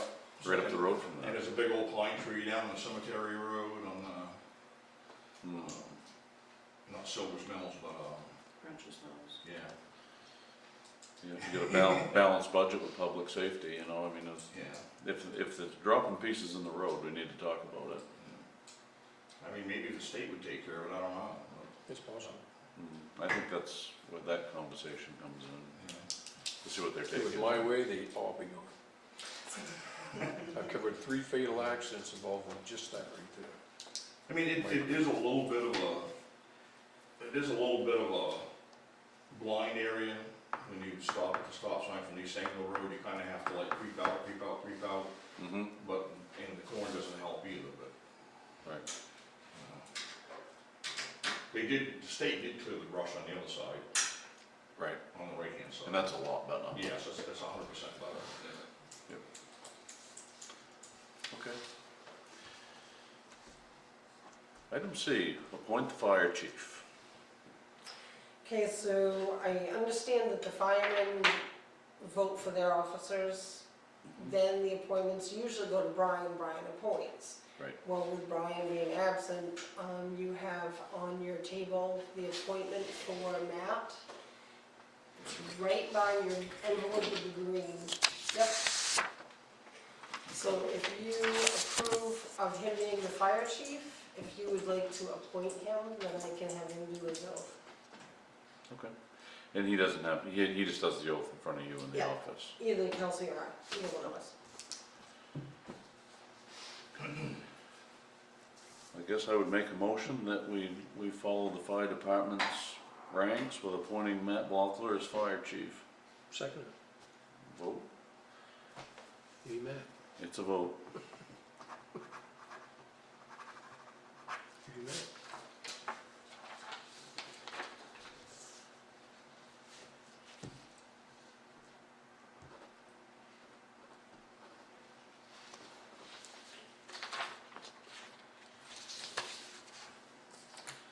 Okay, moving on, lease agreement for town office space. So Lee Morgan brought in the lease almost 2 weeks ago. Brian was absent and then he took sick. So no one has reviewed the lease. Lee was kind of waiting to go over it with Brian. Brian being out of the office, the new lease agreement, I think I sent it to both of you. I got it, I was impressed just how thorough Yes. that very. was. Yeah. So I had Lee change the last page to reflect that the board is gonna approve the lease. Mhm. If not, we'll have to find another place to be. What was the increase on it? Yeah, so that was, It wasn't that much, what was it, $100? It was 3% of whatever it was last year, so. and how long is that lease agreement for? A year, and it starts in March, so it starts when, I guess that's when they move the office. So it goes from March to March. Which also falls in line with our town meeting. Mhm. Okay. I'd make a motion that we sign a lease for an additional year of our space. Second. You didn't catch that. What's that? $100 is pretty good. Yeah, that's pretty reasonable, actually.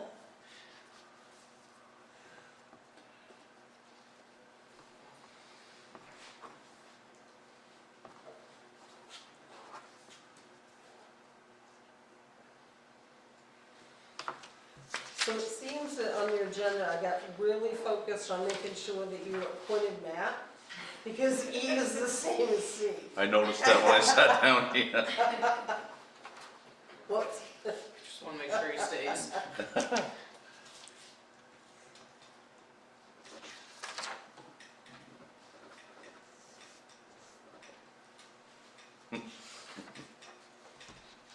So item E is already discussed.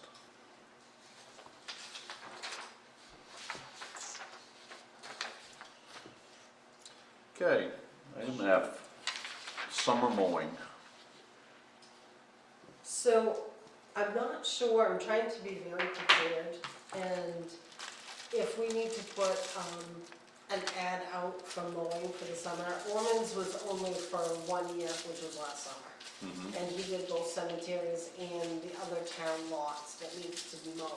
So this mowing is for cemeteries, it's not for the roadside mowing, this is. No, this is In strictly, town and right, in cemeteries. town, and regular weekly mowing.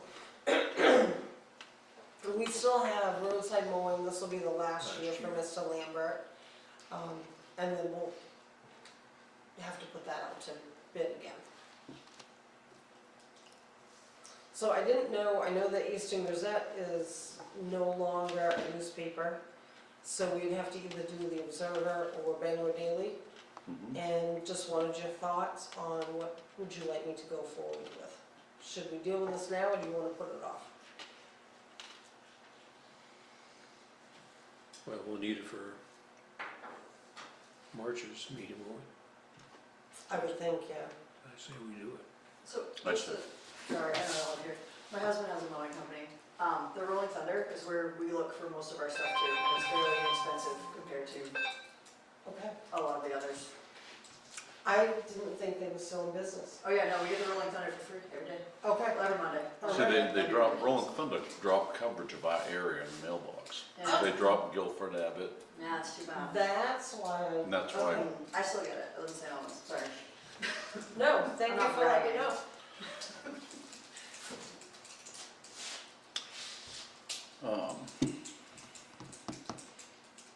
So you're thinking probably Bangor Daily or Observer or both?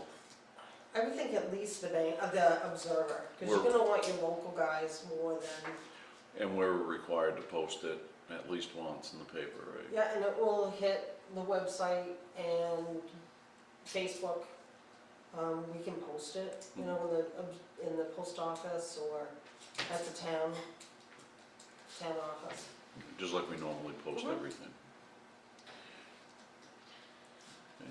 I'd make a motion that we make an ad and post for our summer mowing contract, and before, let me just table that for a second. Do we want a 1 year or a multi-year contract? We need to determine that. Well, and that's what I wasn't sure. I know that we have gone to 3-year contracts on some of the stuff that we've done. So I wasn't sure. It'd be easier for budgeting if we knew ahead of time. Mhm. But it's totally, But then if you have someone that doesn't do well at all, you get them for 3 years. exactly. So it's, I'd be more in So it's favor of the awesome. year-to-year contract on that particular item. I don't know what you might. Yeah, Okay, so the motion is to move forward with 1 year. with putting out an ad for a 1-year contract. Okay, Second. Okay, that's what we're doing. thank you. Okay, item G, budget information. I just kind of need some direction as to, do we need to have some of these committees get together and form their budgets now? So that we can be prepared, so that hopefully the 1st of February, we can actually start scheduling budget meetings, is what I would like to see. I agree with you. The financial paperwork that you have sitting in front of you, I worked till about 8 o'clock last night. Those are all up to date except for the income part. I'm still working on the income piece. But all the expenses are done. Okay. So you're gonna have the conversation with the chair of each committee that we're gonna be looking for budget numbers? Yep, I'll reach out with them and have them get their meetings together and pull their budgets together so we can start doing meetings in February. Okay, item H is sign the county commissioner's warrant. Yes, so that is on top of your green envelope. Ours went up $11,000? Yeah. Okay. This year compared to last. in your packet stuff, you have a copy of it all. Right. The actual budget, she copied everything for you.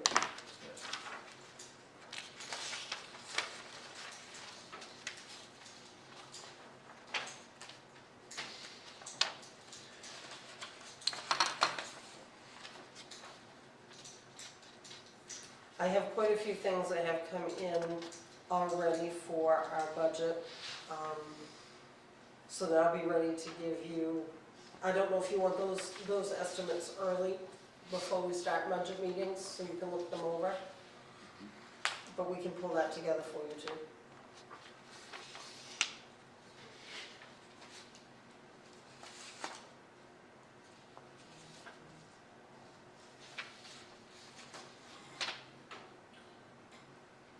When did Adam become a commissioner? He replaced Wayne Kirkin, November, December, something like that, I think beginning of December. He'd finished his term? No, he resigned.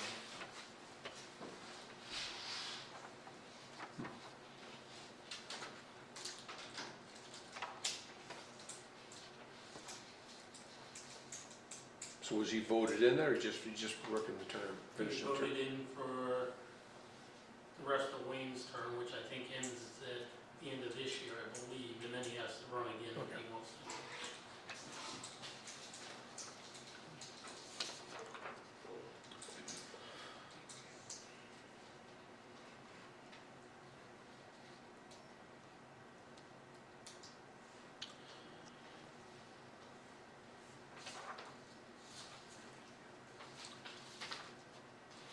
So the amount of the county commissioner's warrant is $222,135. Sign your rules piece.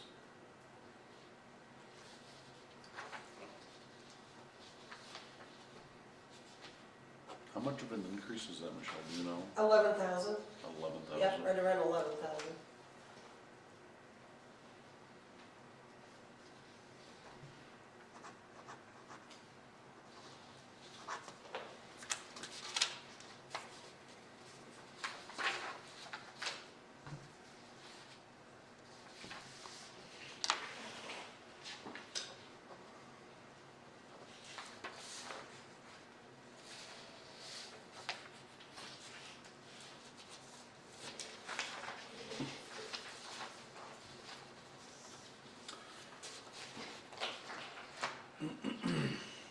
So, in moving on, Matt had a report, did he leave it with either one of you? Or do You've I- got a copy of it. It's in your packet. You also, this afternoon, I got, not this afternoon, yesterday, I got a Mid-Maine Solid Waste contract, which is, yep, next one up. I don't know when the last time it was that we had a solid waste contract. But I had Tampa, send it to me. That has increased about $10,000, I believe, compared to last year. And this is a contract for our next year. Our solid waste, yep. So,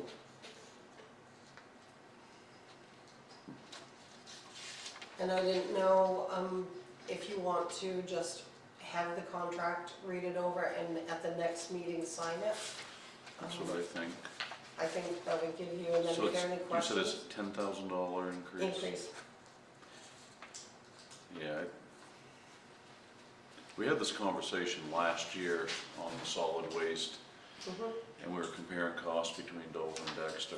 Right, I don't think we should sign the contract until we've probably revisited that.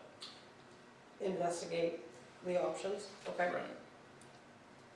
I'm not comfortable going there until we've looked at our options, I guess. Okay, so we will bring that back to the next meeting. Okay.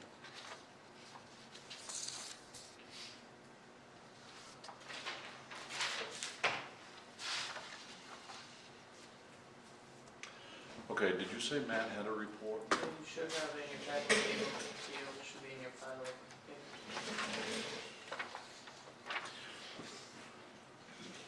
Okay, so I'm gonna move on.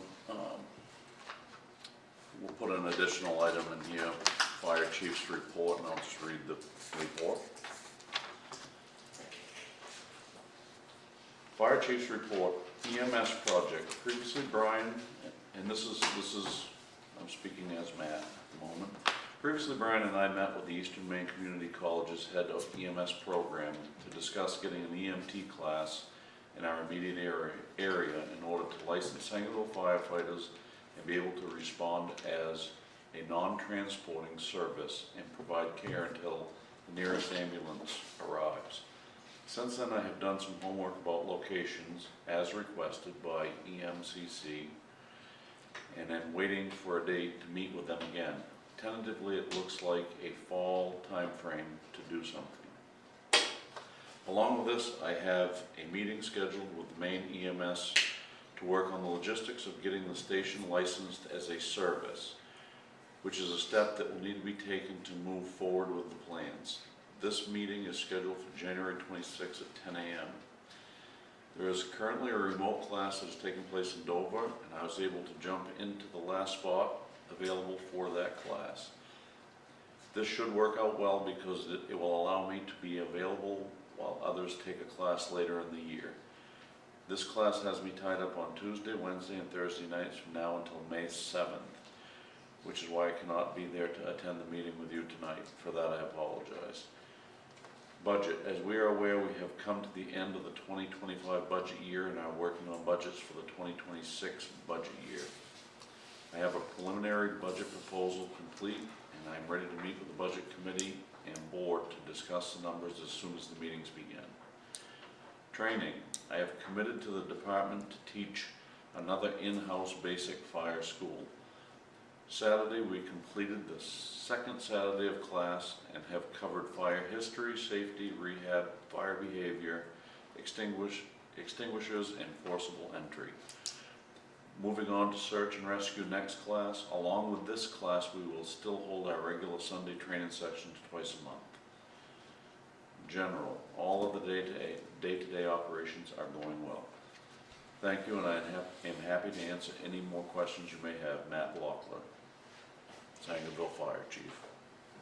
So yeah, so one thing that he mentioned, obviously, he's taking classes until May, so when we get ready to meet with him for the budget, he requested either a Monday or Friday.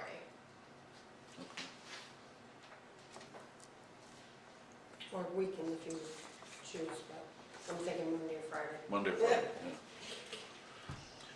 Okay, One other thing, while we're talking about the fire department, he spearheaded the, idea of giving a benefit supper for Brian and Liz. The date is gonna be February 21st. It's gonna be at the, Grace Bible Church, community room. If anyone is away and wants to, or isn't gonna be at the meeting, they can actually send us a donation and we'll make sure that Matt gets it to give to the family. and what's the time again? 5 days. 5 days. 5 to Was it, somebody posted, Facebook post maybe? She made all the posters. And then Matt posted it last night, and then we've been sharing it a bunch, so. And I made like 45 posters for him, dropped them off this morning, so. They'll be plastered everywhere. 8. Okay. All right, moving on, town manager's report and road commissioner's report. Currently, that seat is empty, the town office.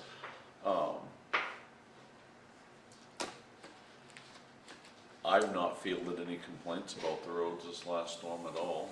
I've had a couple, but I've talked to Orman, and one of the issues, we're just gonna use a different access for the issue. Okay. He was backing up into a driveway. That seemed to be an issue because when he backed up, he left sand and salt.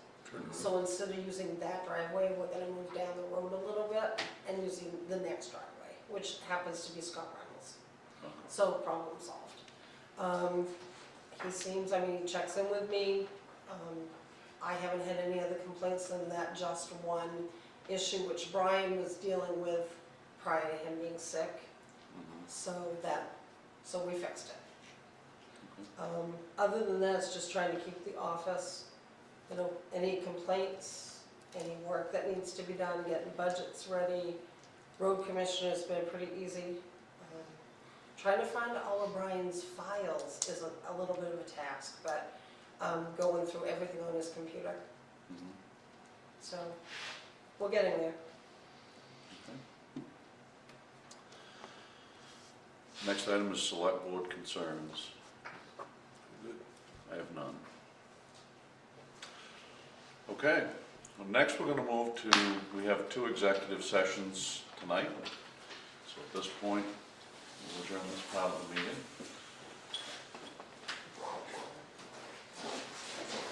Thank you guys very much. Thank you. Thank you. Anybody looking for an aquatics director position, got me one of those super soon. Because I don't think that was it. Yeah, Thank you guys very much. Thank you. thank you. See you. She said her husband's got a mowing business? What's that? Her husband got a mowing business? Where's that at? She lives in St. Albans. Oh.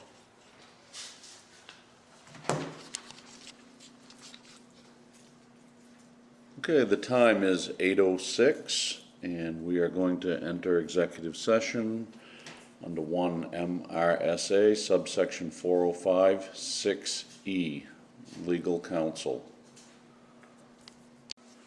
Okay, the time is 9:05. We are exiting executive session, where we had legal consult with our attorney. We're now going to enter executive session under 1 MRSA subsection 405 6A on personnel matter. The time is 9:05. Okay, the time is 9:36. We're returning from executive session, which contained discussion on the personnel matter of our town manager, his absence due to sickness.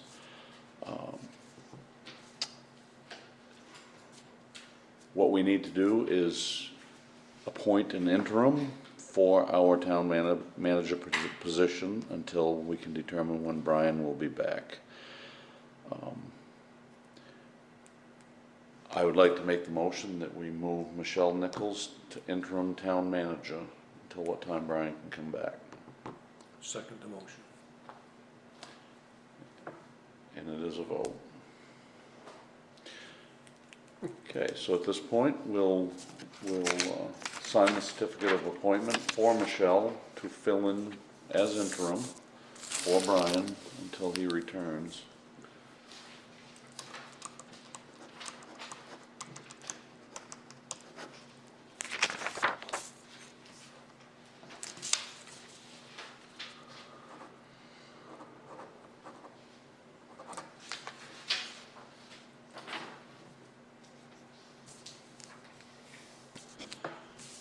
Okay, Make a motion, we adjourn. I second that motion, and it's a vote. The time is 9:37, and we are adjourned.